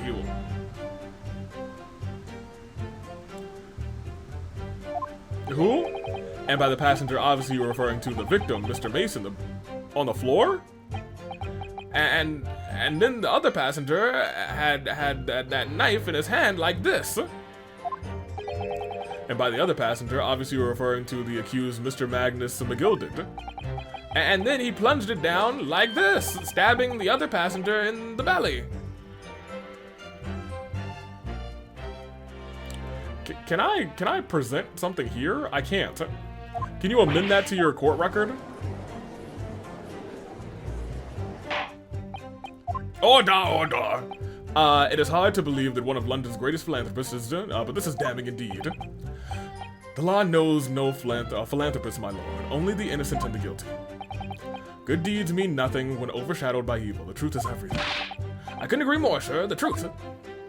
Can you add that thing to your last statement? Alright, so here's what happened. The only 2 people in the enclosed cabin were the victim and the defendant. And so help me, 3 whole people witnessed him trying to do the deed. Yeah, okay. Yeah, this is fine.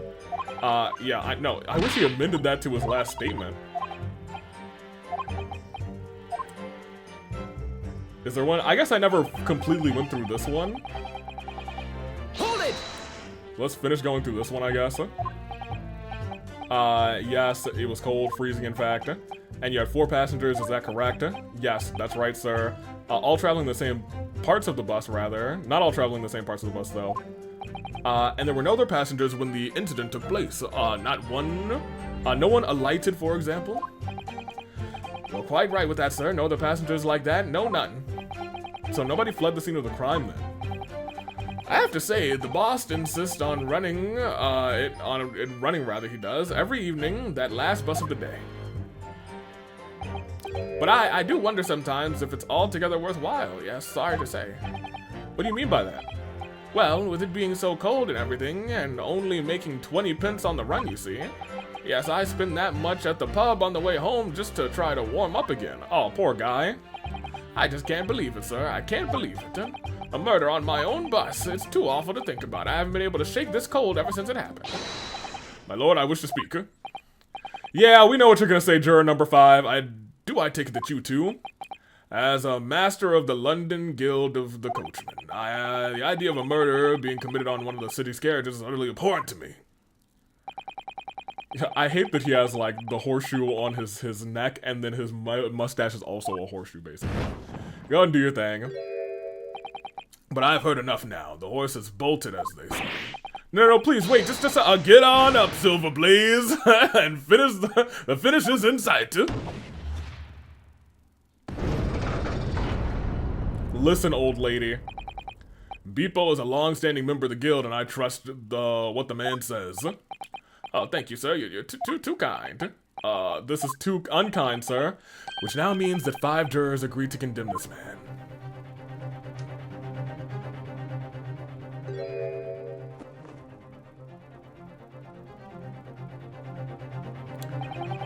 Madam Juror number 6.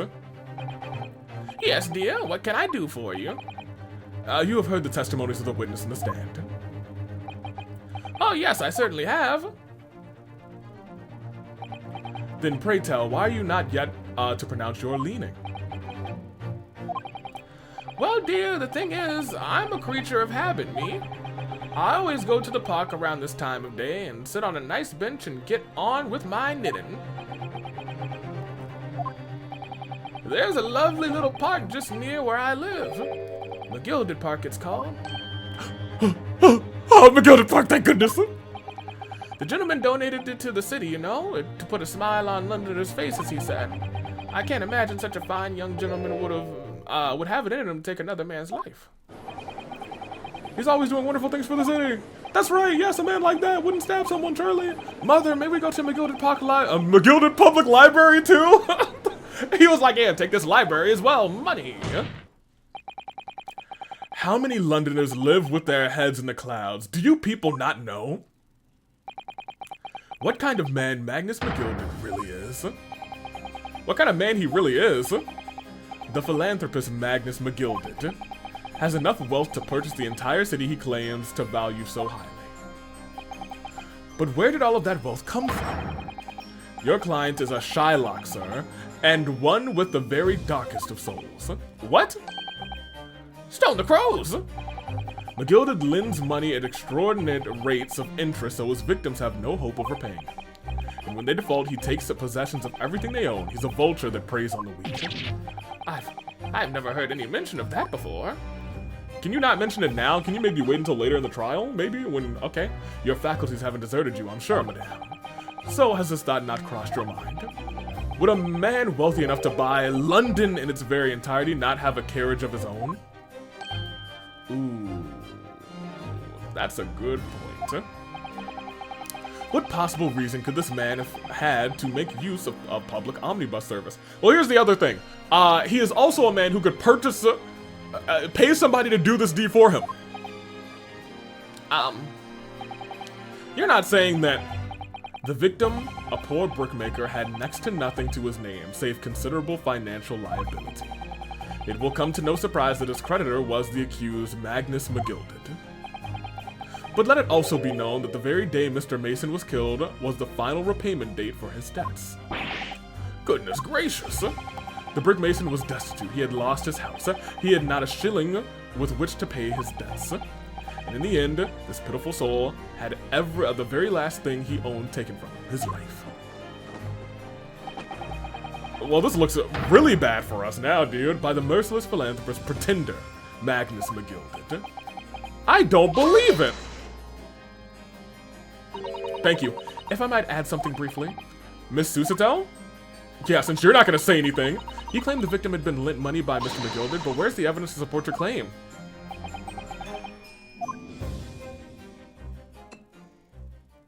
That's a fine wine.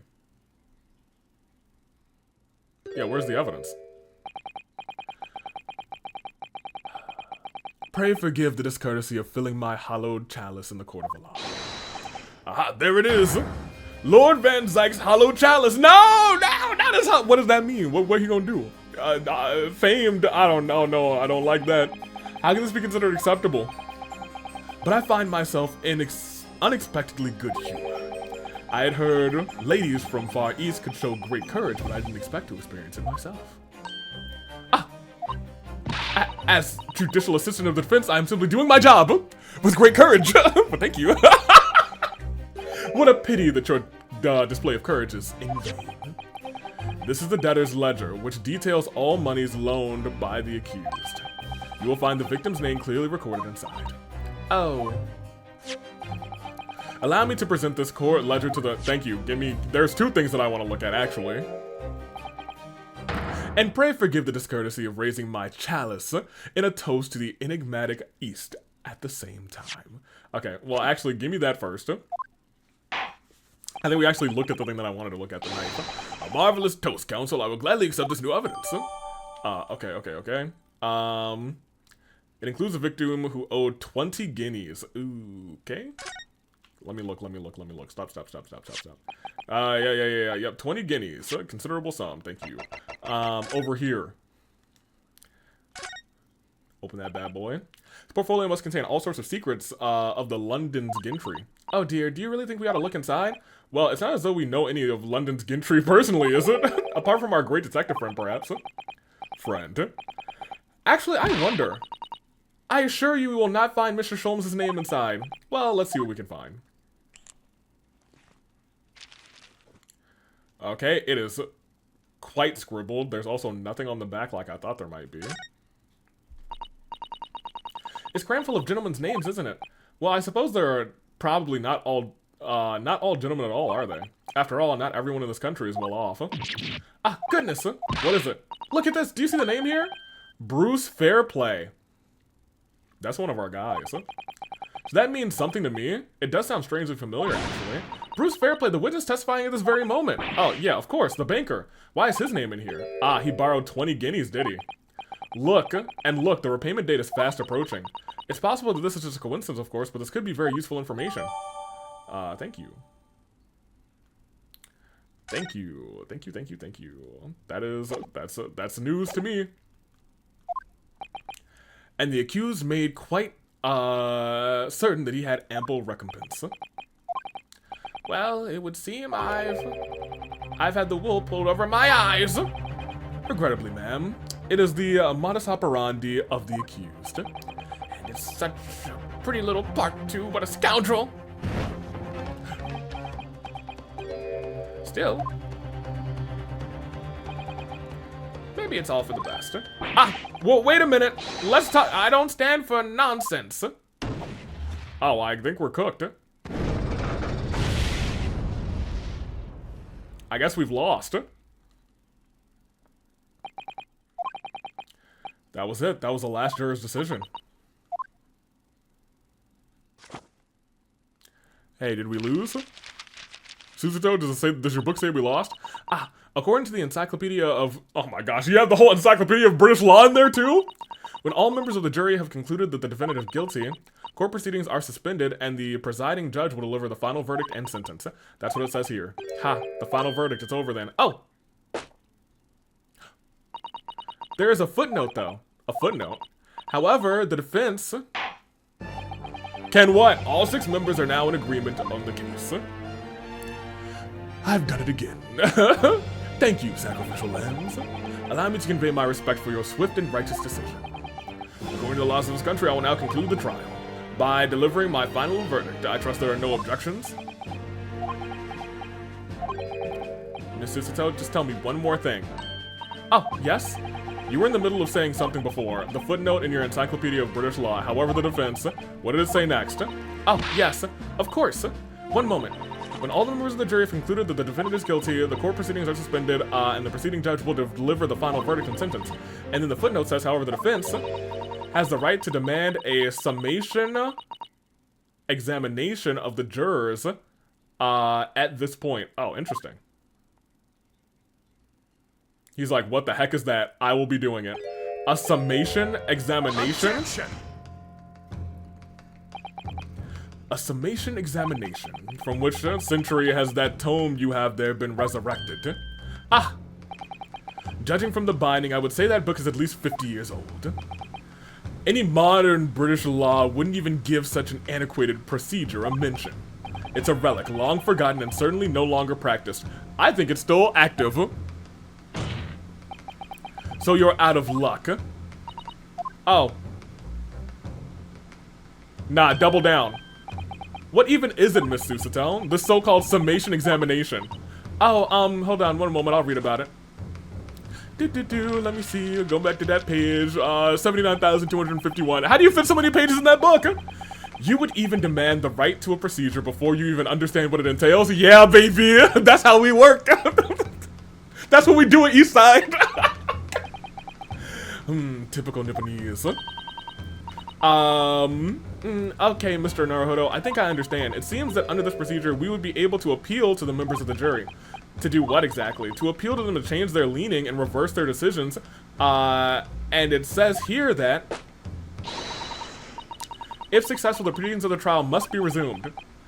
Make them reverse their decisions. Yes, in times gone by, barristers would use a summation examination to attempt to influence the jury's decision. But that procedure became something of a formality with no practical benefit, really, so it rather fell out of use. I wonder why. Because it was devoid of purpose. Changing just one member of the jury's mind would be hard enough, let alone several. No self-respecting defense barrister would even assert his right to try this. I'd like to try it!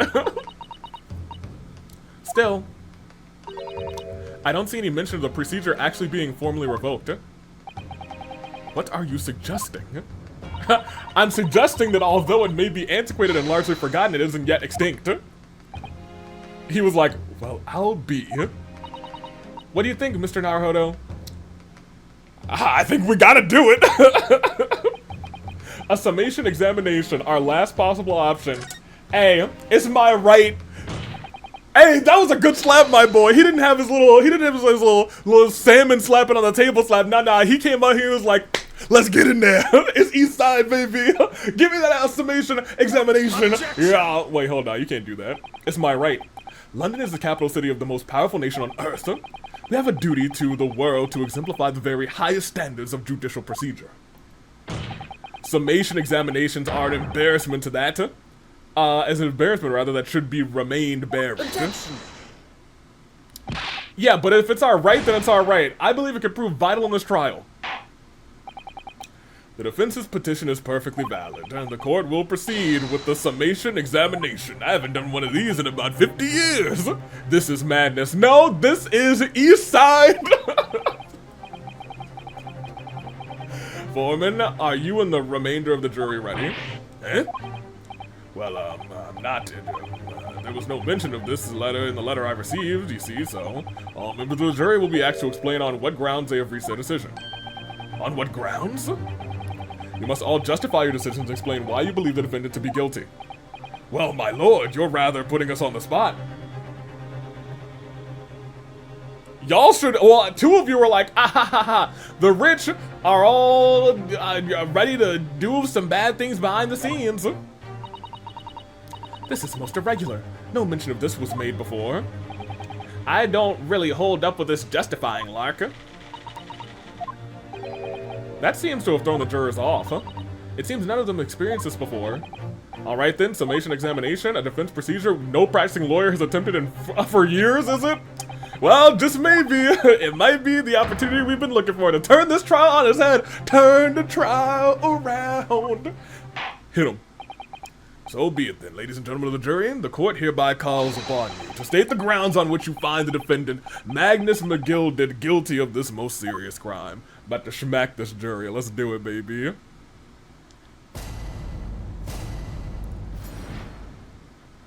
The jurors' contentions. Oh my gosh, that is a long stem, dude. There was no one else inside the carriage at the time, so it must have been him. I trust the driver. He has an excellent memory, it seems. 4 passengers with fares totaling 20 pence. He stuck the chap.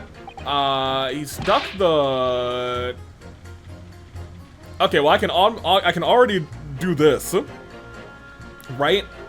No, okay. He stuck the chap next to him just like this. Brazen, I must say. Well, that's in his side, not in his belly, you know what I mean? Or not in the front of his belly. So we can probably get that too. I have simply typed and collated all statements made thus far and drawn logical conclusion. So you're fine, that's fine. You can trust the guild. Fair fares is our motto. We haven't raised prices in above 4 pence for years. That scoundrel stabbing that poor man on the floor. It's beggar's belief. Starting to wish I hadn't pushed for this now. No. A bunch of this is just wrong. Some of the jurors don't seem to have wonderfully formed arguments though, do they? Well, let's see what we can do. We need to get these 6 people to change their minds. We'll have to throw everything we can at them and use some very persuasive language. Just a moment, Mr. Naruhodo. What do you mean? According to my book, that's not quite how it works. Oh? Thought I was going to have to thaw their icy minds with some heartwarming rhetoric about the defendant. Unfortunately, once the jurors have decided the defendant is guilty, rather, they're unlikely to heed anything the defense says. But then, they've reached their conclusions by their own reasoning, you see, and your pleas will sound like excuses to them. In fact, it could recoil on you, rather. The more you try to persuade them, the more entrenched they may become. Then what on earth am I supposed to do? Oh dear, I'm deciding what I've read about British law, Mr. Naruhodo. Yeah, I'm sorry. Do you have any idea how to make this work then? Well, from what I understand, the key to this procedure is using the jurors' own words to make your arguments. What do you mean? The 6 members of the jurors are randomly selected members of the public. They may appear to be present on a united front, but the truth is, they're complete strangers who just happen to find themselves in the courtroom together. And that's the way to break them down, you mean? Yes, exactly. Okay. You must listen very carefully to what each member of the jury says, and see if we can identify any contradictory statements. If we can, then the contrast in the statements and pit the corresponding jury members against each other. Oh, okay, so we're pitting statements against statements that are already there. So I think okay, sitting next to them, and so the old lady and the stabby man we definitely are getting them immediately. In a way then, this is similar to a regular cross-examination. Oh, yes, I suppose you're right. Okay, find the contradictions in their statements and pit the juries against one another to break them down. Alright, I might be able to pull this off. No, that's not right. I have to. Ooh, yeah, he gotta pull that off. Like East Side, baby. Can we start the proceedings, counsel? I would ask that you take the stand for this. I'm expecting a clear and concise rebuttal. Yes, my lord. Oh, he gets to stand up for this, man. Hey, bring your sword out, baby. East Side. Immediately.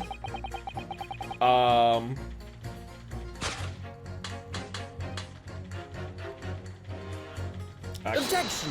Yeah, I was gonna say, immediately we're gonna do you two. Those two teams, they're wrong. They're bullocks. What? Explain, counsel, post haste. Dearie me, I was only knitting a jumper for my other half. Oh, okay. What is this claptrap? What does contradictory even mean, I ask you? Yeah, you get to walk with it? We've heard from more than one witness. Let me tell you how we do it in East Side, baby. They allegedly saw the actual moment when the defendant was stabbed, yeah? Now, out of curiosity, juror number 3, what? Can't you see I'm busy here? My stabby is deeply in this thing, and I gotta get her out. How would you say the defendant stabbed the victim? What sort of motion was it? Huh. Wanna test me, do you? It was like this. Stab the fellow next to him without even getting up. Just like a prim banker, the prim banker said, rather. Yes, that was Mr. Fairplay's testimony, quite true. Now then, juror number 6. Oh, is that me, is it? What can I do for you, young man? Young man, rather. How would you say the defendant stabbed the victim, madam? Oh. Well, as far as I understand it, it was like this. He stabbed the poor man after he collapsed on the floor. The coachman said so. Now don't move. Take a look at these two jurors. He stuck the fellow next to him without even getting up. And he stabbed the poor man after he collapsed on the floor. Well, I never then. They're stabbing in totally different directions. What? Bless my stitches, what a myrtle. What this tells us is that there's a strong possibility one of the witnesses isn't telling the truth. Oh. But why? Why the dickens would they lie? I don't know that yet, but what I do know is that if the trial ends at this point, we may never find out. We may never know the real truth. Ladies and gentlemen of the jury, can you really let that happen in all good conscience? Lies, you say? Oh, dearie me. I can't abide people telling lies. Bam! That's right, old lady. Get him. Get him. Get him. East side, baby. The scales. I don't believe it. They never hold you. Who said hold it? Wait. Now hear this, my fellow jurors. I warn you, you cannot listen to this man. Look at him in his black suit. He's clearly some devious Eastern sorcerer using magic on all of us. Juror number 1, I'm about to clap you. I'm about to give you a big East Side beatdown, baby. If I could use magic, do you really think I'd be putting myself through all of this? Now answer me this, Doc Jinx. Huh? Me? What exactly is the problem? What if 2 witnesses have slightly different recollections of the events? What of it? Let's say the Shallock did stab the victim in the side, as we saw Alsarian next to him on the omnibus, and then this young dandy saw him do it. Now let's say the victim collapsed on the floor and the Shallock stabbed him again, and this old lady saw him do it. Well, what's to say it didn't happen like that, the autopsy report, right? He got stabbed once? One time. Who are you calling a dandy, sir? Why I should take this knife out on? Please do. And who are you calling old? Why I should take this needle out to you? Yeah, we got some really murderous folks in London, dude. They're ready to kill each other now, which is good for me. But the foreman of the jury, could the foreman of the jury be right? Did the 2 witnesses actually see? No, it's out of the question.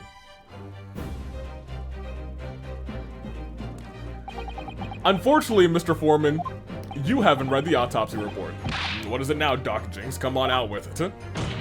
Slam that fist. What you're suggesting is impossible. It's out of the question. What are you talking about, man? How can you possibly say that? You do realize that I'm only doing my job? Yeah. And I'm only doing my job, juror number 1. As a foreman of the jury, I have a responsibility to steer everyone in the right direction. So, where's this evidence, man? That's what we want to see. I say the 2 witnesses saw 2 different moments of the same crime. If you say that's out of the question, then show me some proof. Looks like the only way I'm going to convince him is to present him with something that he can't dismiss. Some irrefutable hard evidence. As you wish. What? I'll give you the proof. So out of the question, hey, take this. Dummy. Give me a... Take that! Here. 1 time. Not 2 times. The victim's autopsy report. According to what's written here, Mr. Mason was stabbed in the abdomen only once. Only once? I didn't read that. Maybe you should have paid more attention. It's quite simple. The victim was stabbed precisely 1 time, and that's not coming from East Side. That's coming from your own home. You don't trust it? You don't trust your own home now? Which means these witnesses couldn't have possibly seen 2 different crimes. Yeah. Where to go? All right, I can see defeat. He's not that bad. He's not that bad. I thought he was gonna be the hardest one to convince. I take it all back. He's okay. That guy's okay. Juror number 3.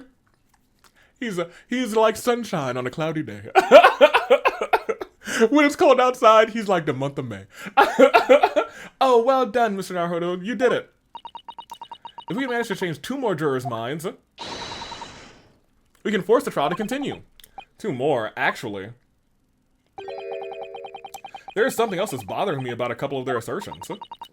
That's where you must strike next. Alright, we need to put 2 more jurors against each other and show that there's another contradiction in their assertions. Exactly. You can do it. Well, the scales of justice have shifted, but they still weigh heavy on the side of guilt. Counsel, you have the floor again. Continue. Okay, the summation examination. Don't mind if I do. I'm no lover of the rich, but I despise liars even more. Okay, so you're good. We don't care about you. I trust the driver. He has an excellent memory.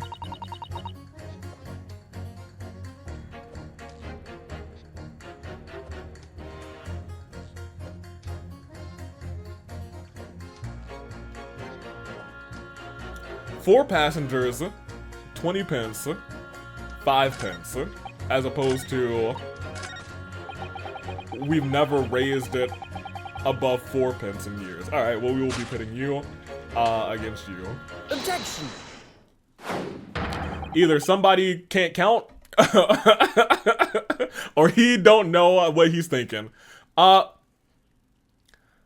Ooh. Uh-oh.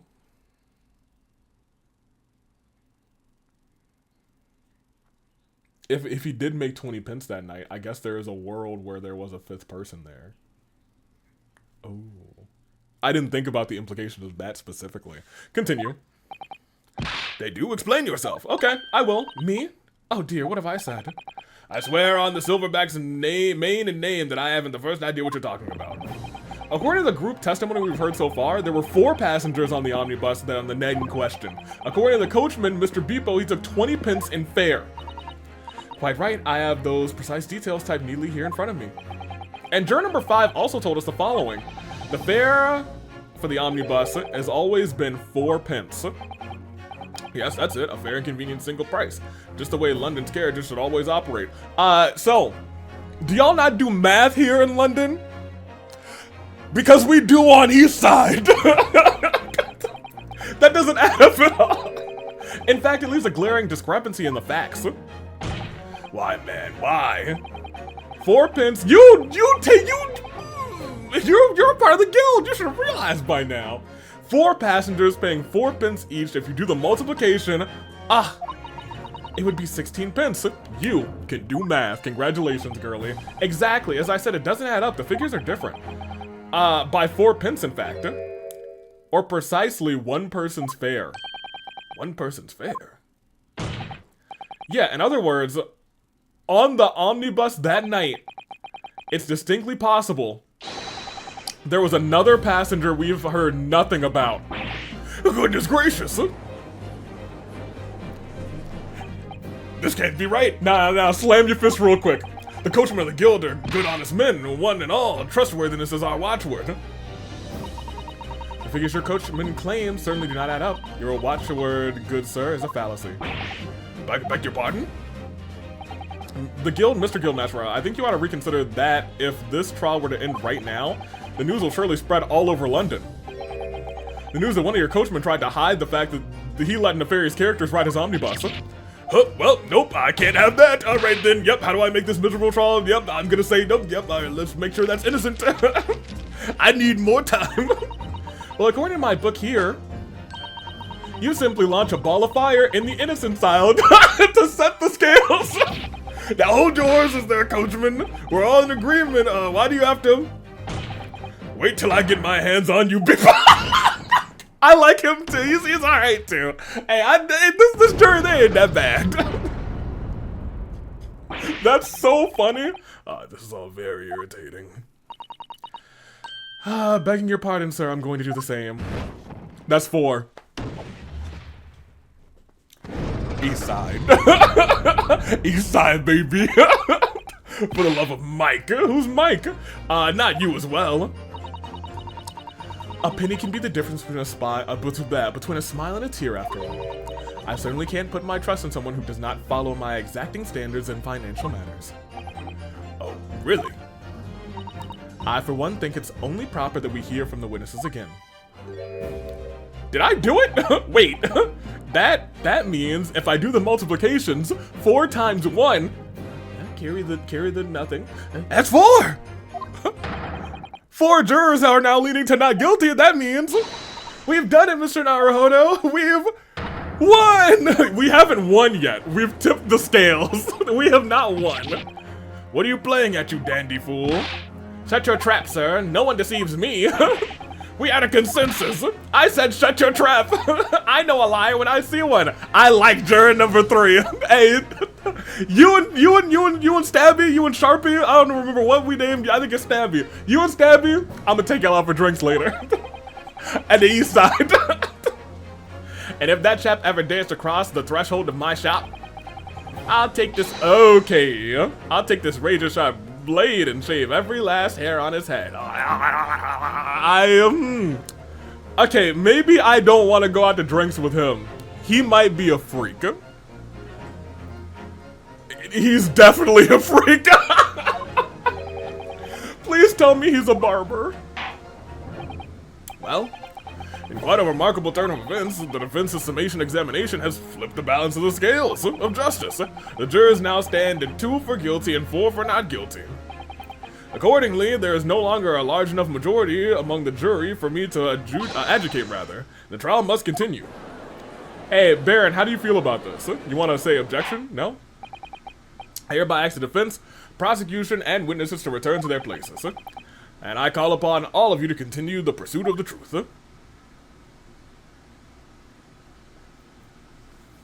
Honestly? Honestly? The additional 4 pence is a crazy pull. Good job, Ryunosuke. Doodly doodly doo, pouring my wine, shaking it in my glass. Taking a lovely sip. No? He just smells it? Oh! Oh! I don't love that. Well, he's got a glove on. He'll be alright. Having savored the rich aroma, rather, of carmine contents of this hollow chalice. It may seem crash to crush it to dust. Pray forgive the discourtesy. Lord Van Zykes? This Van Yikes is my dude. Is it cold in here, or is it just me? As your antiquated tome no doubt says, the prosecution may not speak during a summation examination. Oh. That's awesome! So I honored a deathly silence and listened to the charade. It seems I overestimated the intelligence of the jury. Ooh. Well, no matter. Here's the thing, my boy. You should maybe not insult the jury. There is nothing so hard to prove as a self-evident truth, it would seem. No, and why else would we grace the courtroom with our presence after all? So, let us proceed to the next round of battle. Oh no! Oh god! He had a whole costume change! We're screwed!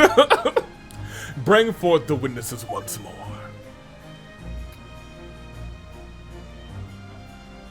Alright, well now we know his name is on a ledger. Witnesses, I trust you heard the summation examination we had to endure. Oh yes, sir, that I did. Of course I heard it. Yes, sir, I heard it. You, sir, on the end. The coachman. I believe it's Beppo. Yes, sir, my lord.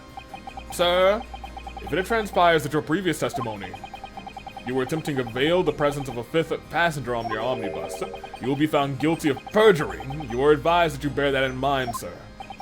Oh mio Dio. Now then, witnesses, I hereby call you to testify before the court again. You will examine the various misgivings brought to our attention by the defense's summation examination. I like the summation examination, actually.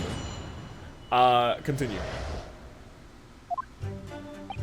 I only carried 4 passengers that night, I swear it, but, well, I, for one, was told I had to pay 5 pence for the bus. Now, hold on a minute.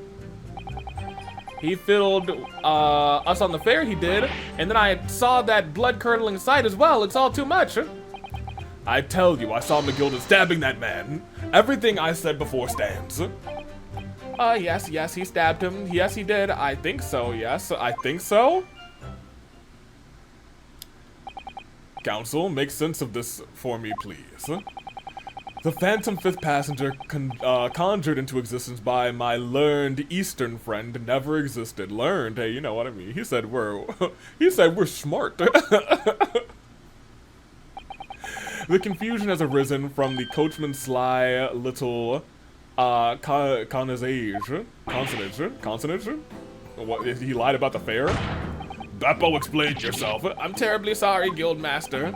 The Guild's fare is 4 pence across the board, you know that. Am I to understand that you've been overcharging our passengers by a penny a fare?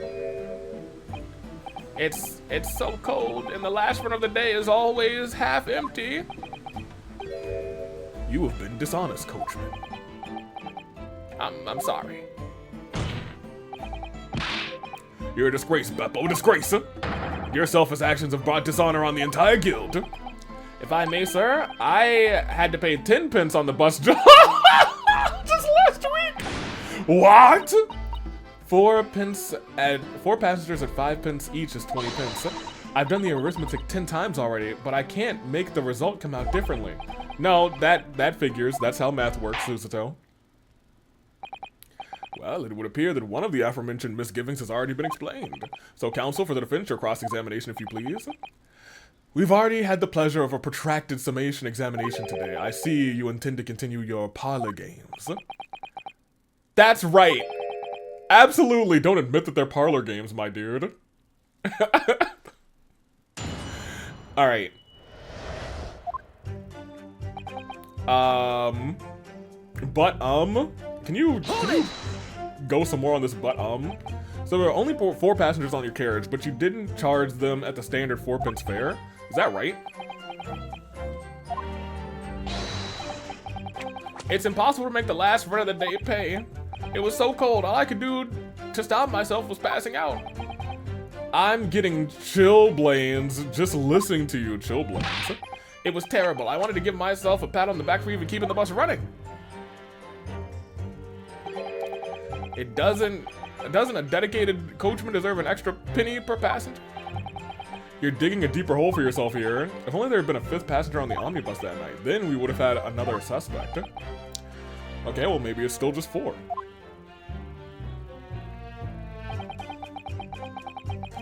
Well, I for one was told I had to pay 5 pence. I honestly don't feel like I need to do that. 1. He fiddled with us on the fare, he did, and then I saw that blood-curdling sight as well. It's all too much. I tell you, I do want to press this.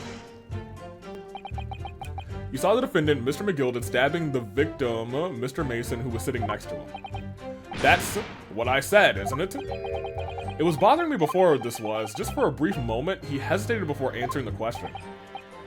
Anyway, there was only 2 of them inside the carriage, wasn't there? There hasn't been much talk of a 5th passenger yet.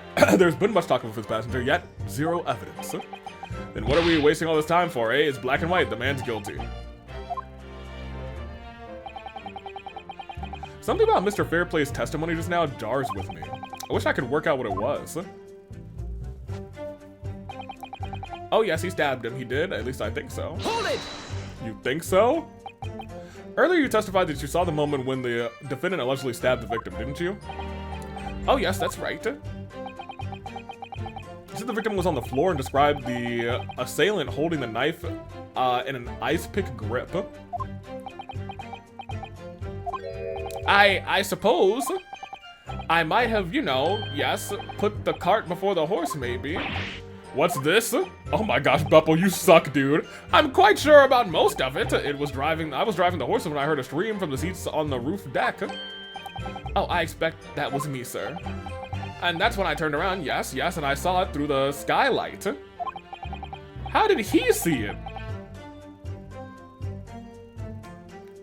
The gentleman was on the floor and the knife was sticking up out of his midriff. That's right, yes, and the fellow holding the handle was the famous man, yes. So in short, you didn't see the moment the victim was actually stabbed at all. I really thought I did, but when you go over it again, when I go over it again in my head, rather, no, I suppose I didn't actually see the... Hey, you okay, buddy? You all right? Excuse me. You cane tasty? What flavor is it? It's probably wood. Do you have something to say about that, Mr. Fairplay? Now you listen to me. I know what you're thinking. He didn't really see the exact moment the fellow was stabbed. What are the chances of that? Hey? Are you asking me or telling me? He's getting flustered. I might be able to extract some new information from him if I answer him cleverly. Could he have just happened to see the exact moment the crime was... I do like that I can save, like, on a decision. That's very nice.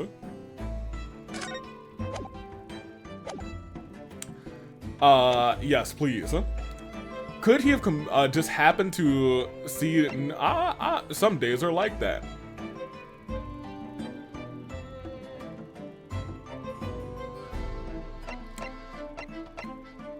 What does the history say?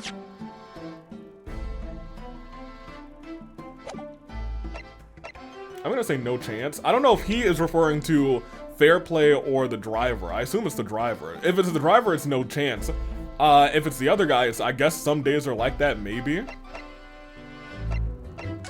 No chance. Well, it's a little hard to believe, certainly. Unless you spend your time peeping through a skylight on the top of an omnibus, that is. Peeping? I'm a respectable city banker, I'll have you know. And I know what I saw. I remember it as clear as a Ballarat day. It was a grim scene, I don't mind telling you. Sure, tell me. Thank you, Mr. Fairplay. Oh, excuse me, I was getting a little hot on the collar there, my lord. I would ask that you supplement your testimony with a clear statement about what you saw. Oh, I can do that, all right. And I'll tell you just how grim it was. Wait, you guys. If you take his head and you turn it upside down, his mustache goes from W for whatever it is to M for I'm stabbing this man. I don't think he did it, but I do think he has something to do with it. Do you think I'd forget the sight of those blood-soaked hands after the butcher stabbed him?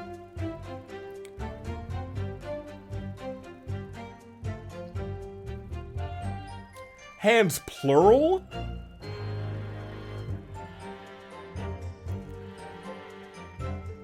I find it hard to, like, I'm not sure if this is the exact right thing that I should be. I'm gonna press it first.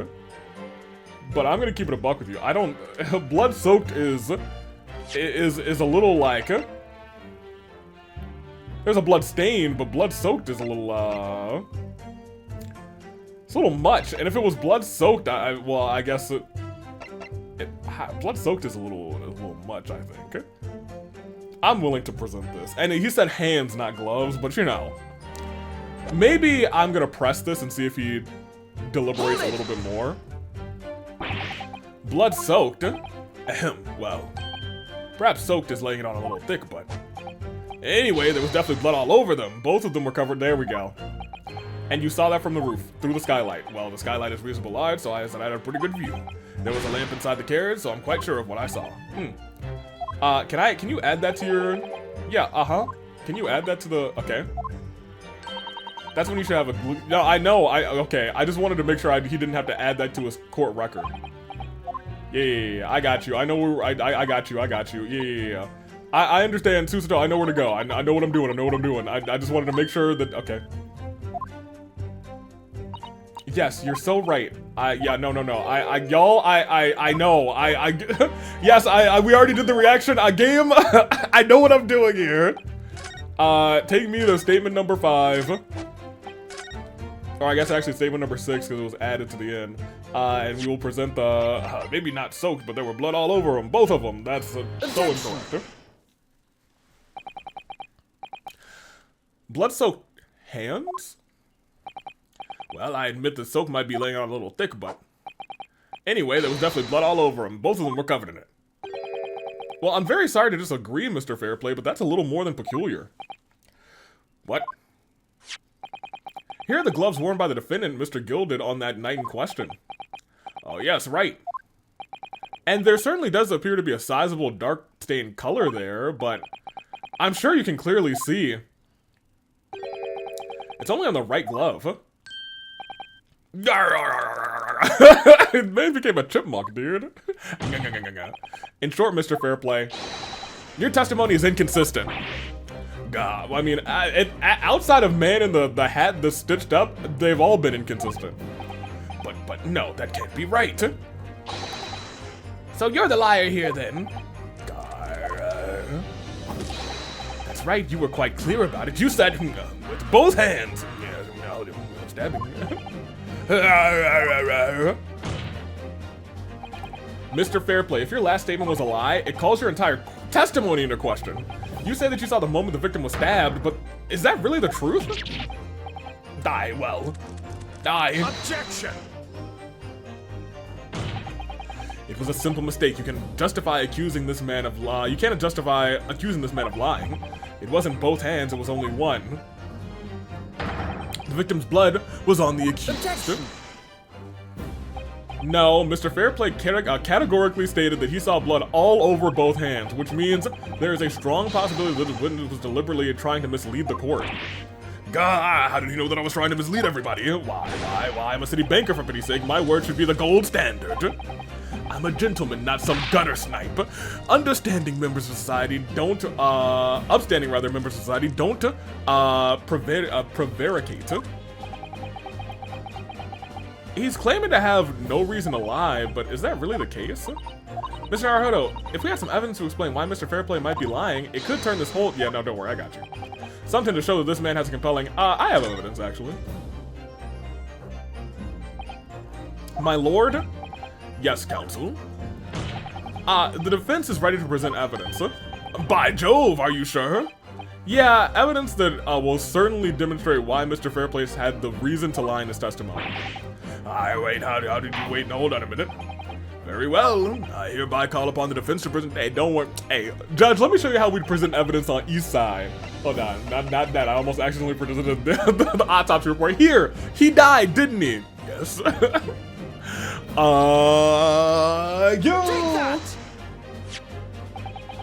This is a list of debtors who owe money to Mr. McGilden. Yes, a list of innocent victims crippled by the accursed extortion. The point is, among the list of names, these debtors rather, is your name, Mr. Bruce Fairplay. Everyone was surprised by that. They were like, what? What? Mr. Fairplay, are you currently indebted financially to the accused? No. Well, it's barely worth being called debt. According to this ledger, you owe 20 guineas? Not an inconsiderable sum of money, wouldn't you say? Well, what of it? Let's suppose Mr. McGilden were to be found guilty of murder. What would become of your debt in that case? These documents state that the loan agreement is forged between two individual parties. Therefore, we were the creditor, the defendant here, to be sentenced to a capital punishment. All outstanding debts which were owed to him would be annulled. They would cease to exist. Cease to exist? Mr. Fairplay, is it not the case that you claimed in your testimony to have seen something you never saw, in fact saw rather, in a devious attempt to annul your debt of 20 guineas to the defendant? Wait, no, you weren't supposed to figure that out. Yo, no objection is crazy. I fully expected Mr. Von Zykes to say, objection. Mr. Bruce Fairplay, yes, my lord.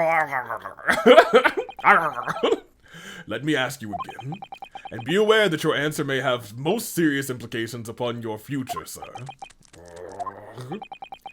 Did you or did you not see the precise moment in which the defendant is alleged to have thrust a knife into the victim?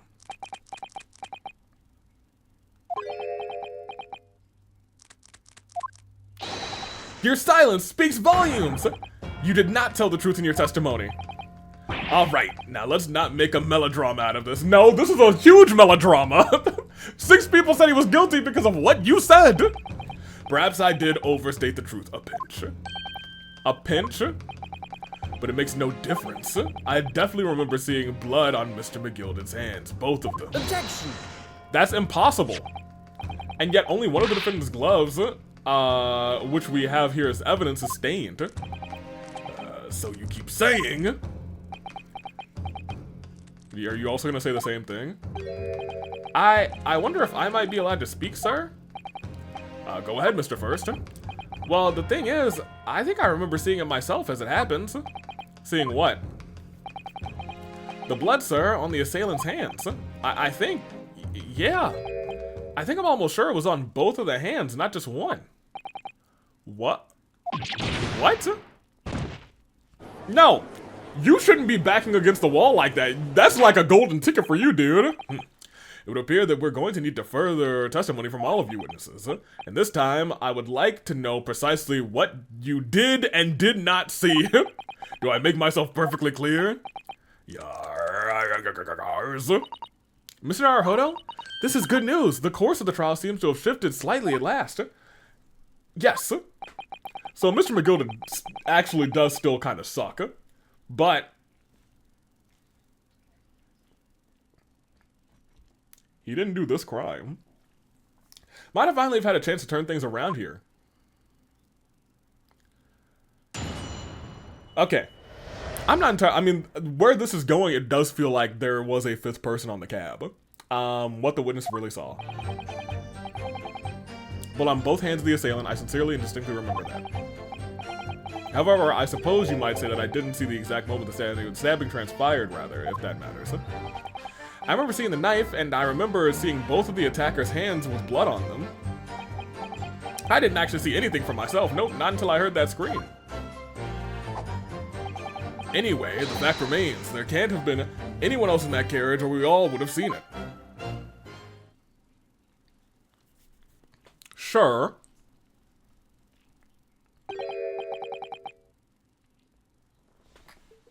Well, no.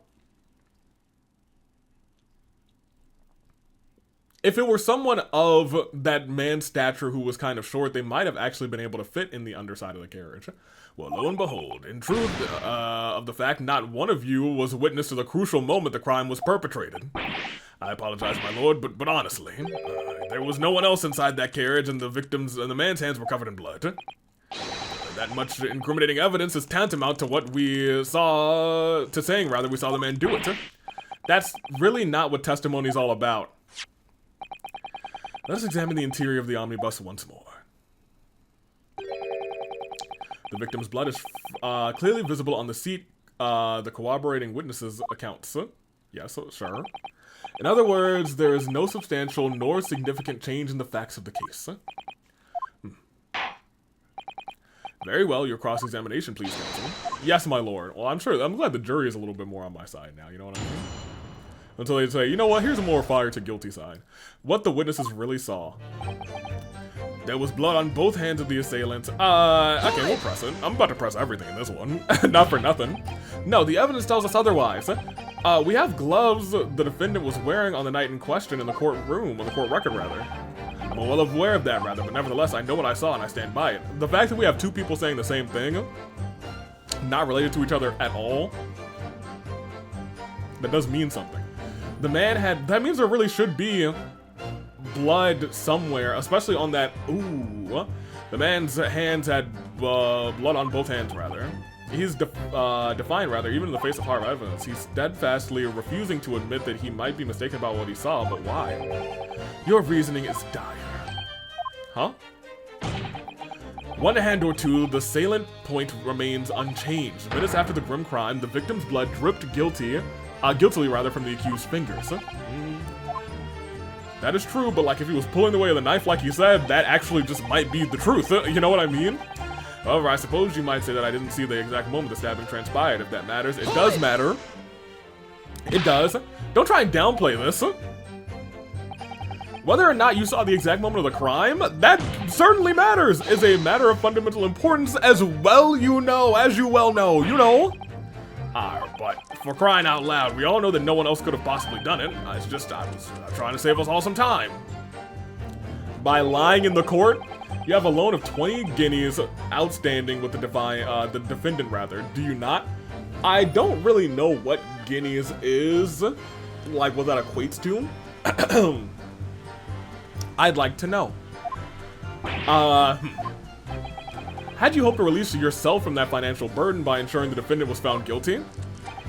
That's not entirely not what I was hoping for. That's not entirely not what I was hoping for. Just a little guinea, I just lost a little guinea, rather, or 10 when I backed the wrong horse in the derby, that's all.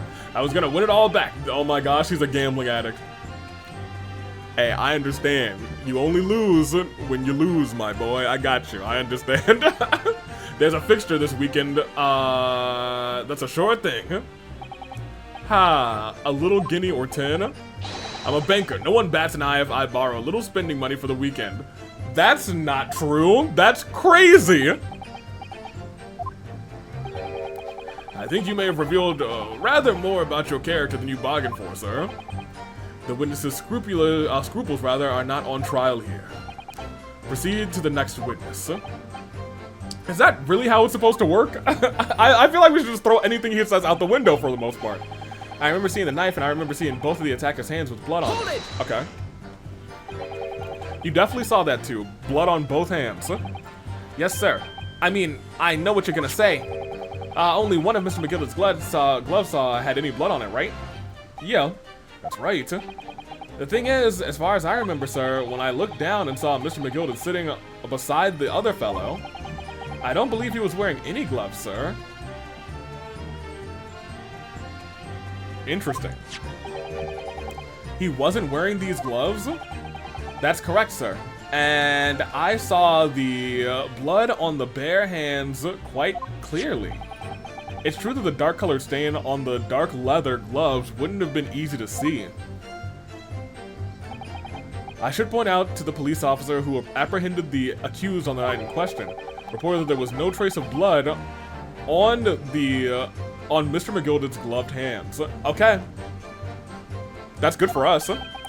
There wasn't blood on his hands. This is puzzling indeed. There must be... this must be significant somehow, I'm sure of it. I wish they had added that to, like, the court record, honestly. I didn't actually see anything myself. No, not until I heard that scream. Well, what did you see when you heard the scream? You didn't see anything?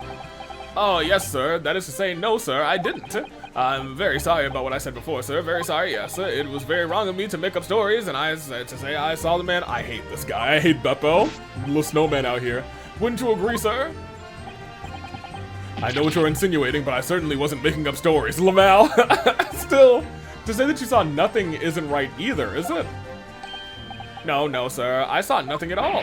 Mr. Bippo, you were driving your horses. At the very least, you must have at least enjoyed a good view of London streets, no? Nothing? No, nothing? Okay. I thought it was funny. Oh, please. You didn't even see that? It was so cold that night, you see. All I could see is, all I could do to keep from passing out. Oh, man. Yes, my head was fairly frozen solid, sorry to say. He didn't see anything. So, he sucks. It would seem prudent to avoid traveling on the last omnibus service of London's cold winter nights. Beppo! I love him. That's my dude. Anyway, the fact remains, there can't have been anyone else inside that carriage, or we all would have seen. What you got? And everything you saw of the incident was through the skylight of the roof of the omnibus. That's right, it was fiercely cold that night, but the glass wasn't frosted over. Yes, I remember I was shivering, it was so bitter. Which rather begs the question of why the pair of you were sitting on the roof in the first place. But I don't know about this young fellow, but I couldn't enter the cabin. What? Why not? It was locked from the inside. I tried knocking, but nobody opened the door. Oh, that's interesting. It was locked? That's right, it's a public vehicle service, I'm sorry, it's a public bus service for pity's sake. That's not what I call fair play. Yes, I had the exact same experience. I tried knocking, but the gent inside, what happened?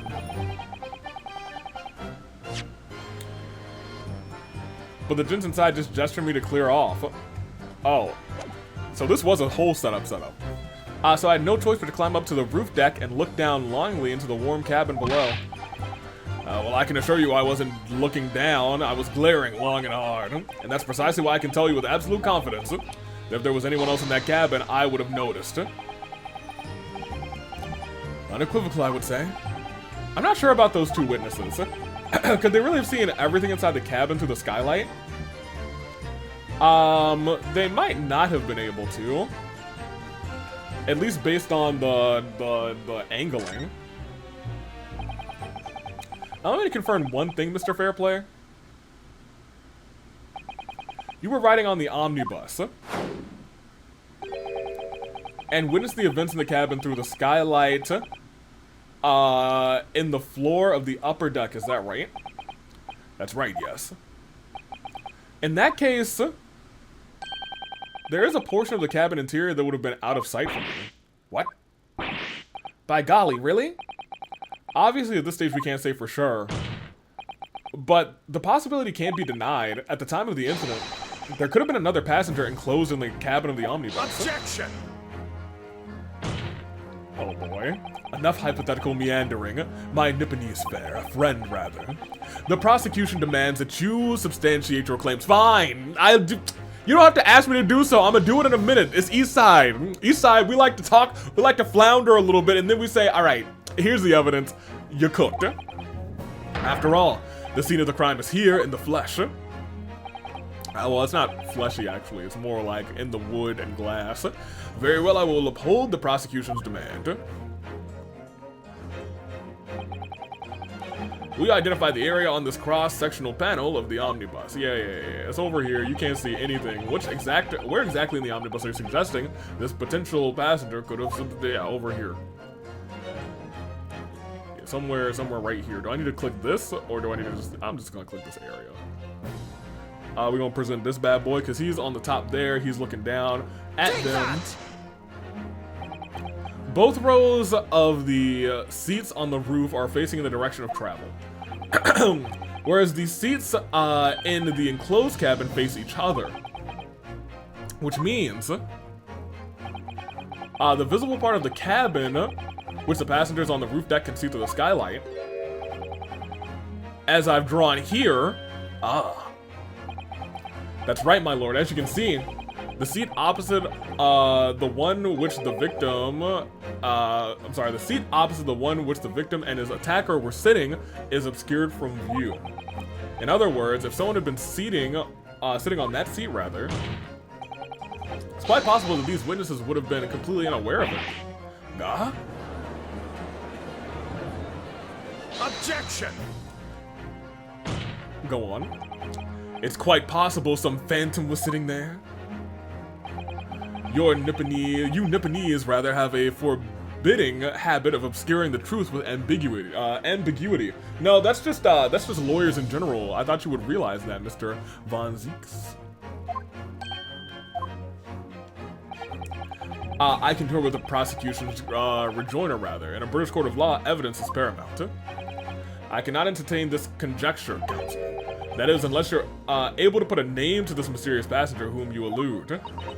Can you, Mr. Arhodo? I don't think I can I? I honestly don't know. Who could it have been? Who could have been in the other seat, which was out of sight from the witnesses on the roof? I really don't have any idea. Personally, I don't know.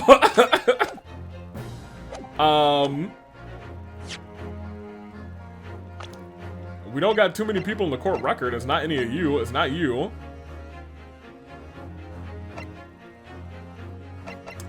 All three of you were here, but we know that you two were on top of the bus and you were driving the bus.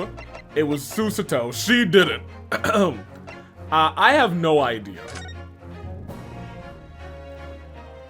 I have literally no idea.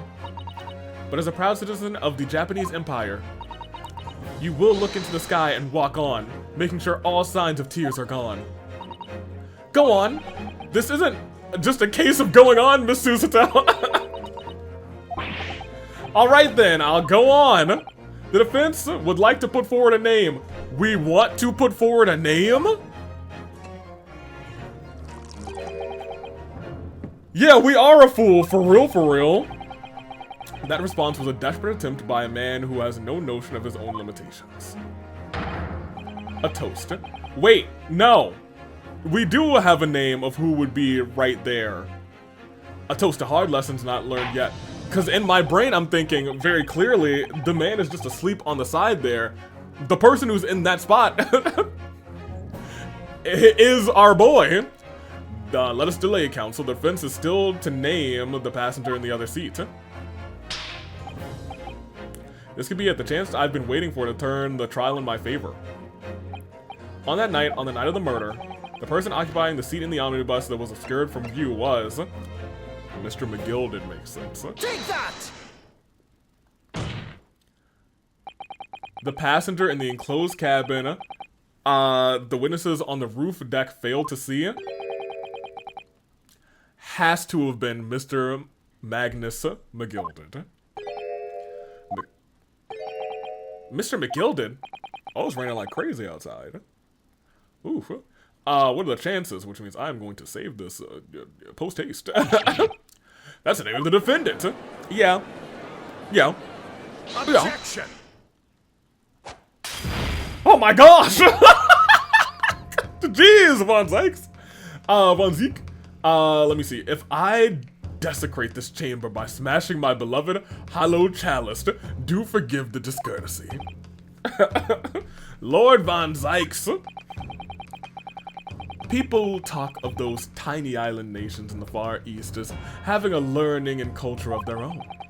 But I see they use terms ill-advised. Wow. What are you trying to say? Let me explain that in terms even a student of the artless backwater, oh my gosh, such as yourself might understand. Hey, you about to get run down by Eastside.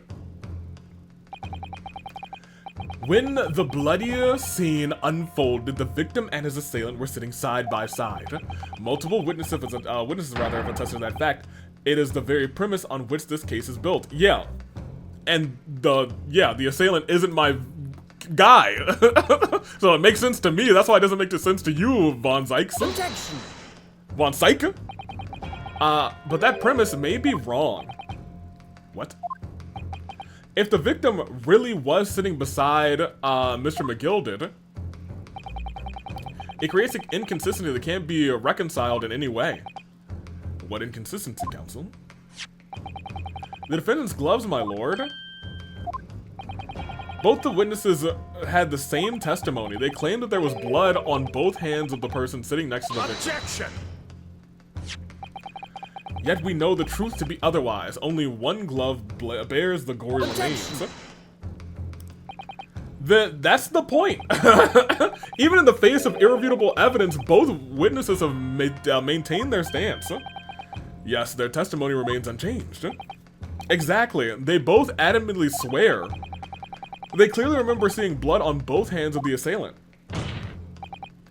In short, their memory of the events is correct, and their testimony reveals the truth. Oh.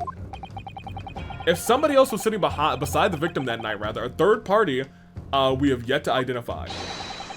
And that victim's blood was on the passenger's hands, both of them. Objection. And who was this third party? I don't know. Obviously, the true culprit. Well, I guess you know what? He doesn't even need to have a name. He'll say, the person who really did it. Extraordinary. That's how we do it in Eastside. That's how we do it in Eastside, Von Zykes. Von Zyke? Exactly. What exactly are you postulating? Objection. The defense's postulation is just that, nothing more than conjecture. The witnesses have clearly stated that they saw the accused. But when elaborating on his testimony, Mr. Fairplay said the two of them were wearing hats and couldn't exactly make out their faces. Yes. The tops of their heads were obscured by the roof. I could see the rest of them though. Yes, that's right. Both gents were most certainly hatted. Hatters do tend to notice such things, sir. And what particular styles of hats do the two gentlemen sport, Mr. First? I'm afraid I don't remember. And you call yourself a hatter, you son of a gun. The style of hat does not make a difference. It makes actually a huge difference, for real, for real. There was no third passenger in that cabin. How can you be sure? Because if there had been, the accused, Mr. McGilded, would have undoubtedly offered to dispose that fact. Unless that is you are proposing that an even more preposterous explanation. Yeah, I got you. That the accused failed to notice the presence of the true culprit in the cabin in which he traveled.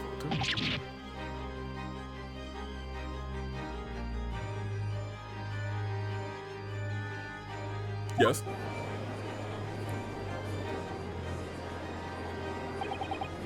He's right. If there was another person traveling in the enclosed cabin of the omnibus, it's inconceivable that Mr. McGilded would have been unaware of it. Order! There's a clearly simple solution to this problem. Bring the accused, Mr. McGilded, to the stand. Well, what say you, counsel? The prosecution objects, my lord. On what grounds? As a suspect, he will have already made a full statement to the police. But what if there's some reason he's unable to speak freely? Magnus McGilded is no uneducated ruffian.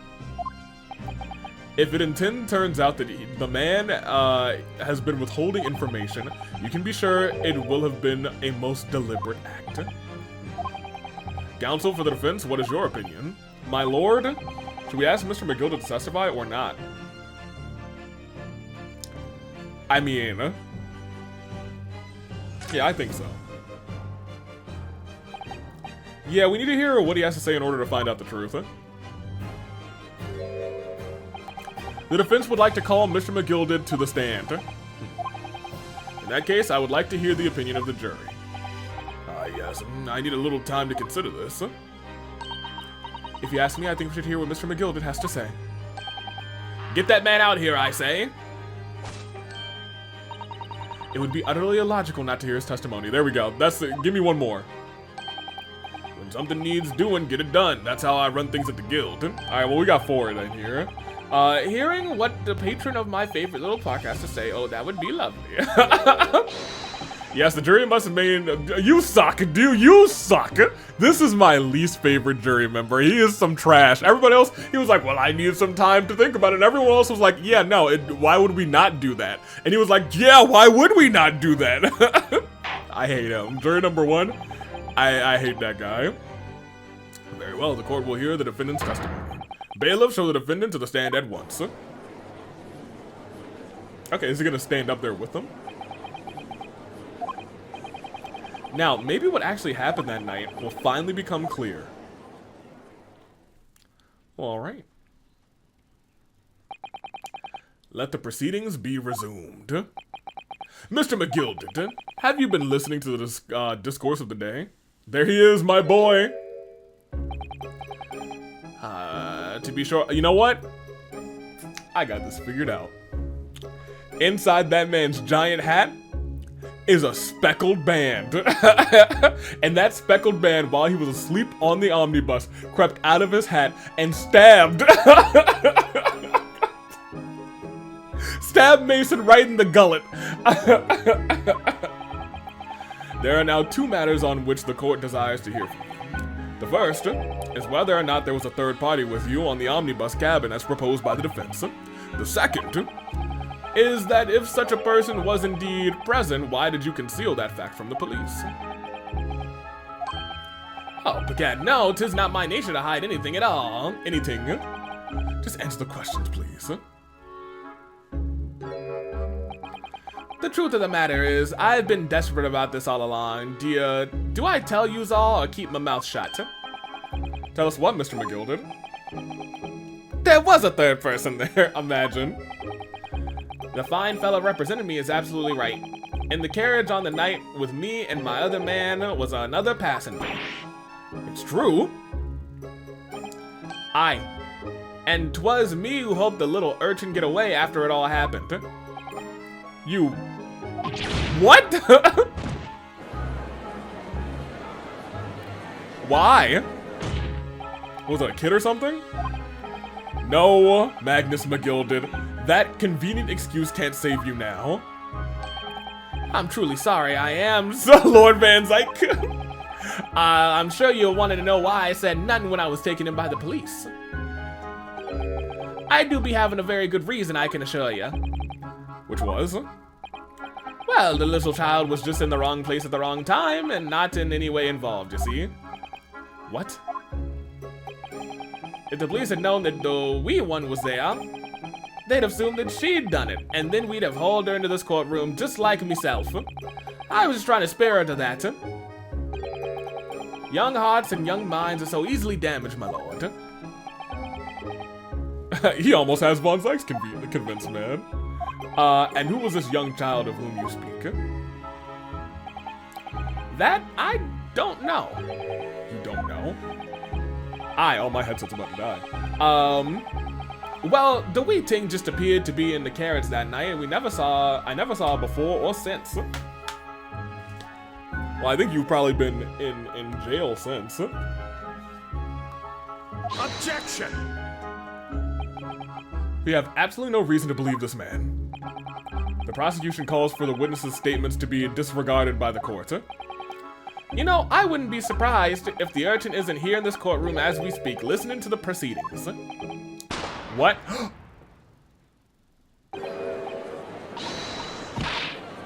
What? Who's trying to get away? What the heck? What is going on? Be careful, Mr. Naruhodo. Cover your face. Bailiff, don't let the accused escape. Secure the omnibus. I hereby call an emergency recess. Bailiff, ensure the defendant is in custody and clear the courtroom. the heck is going on? We were hurriedly removed from the smoke-filled courtroom by the bailiff. Amid scenes of chaos as people stumbled over one another in desperation to flee the chamber. We had no idea what was happening. All we knew was that, for the time being at least, the trial was suspended. Ah! Oh, what a way to end that part. I was like, how is this thing gonna have a part 2? It seems like we're almost at like the climax of this thing. However, that would be how we get there. Ladies and gentlemen, that is the end of this episode, and that is where we end off today. Until next time, I'm taking off. I enjoyed the summation examination. I thought was really neat. I can see how that can be very, very interesting going forward.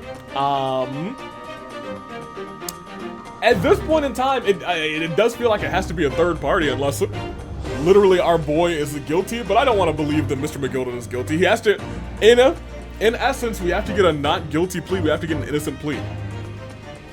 That has to happen.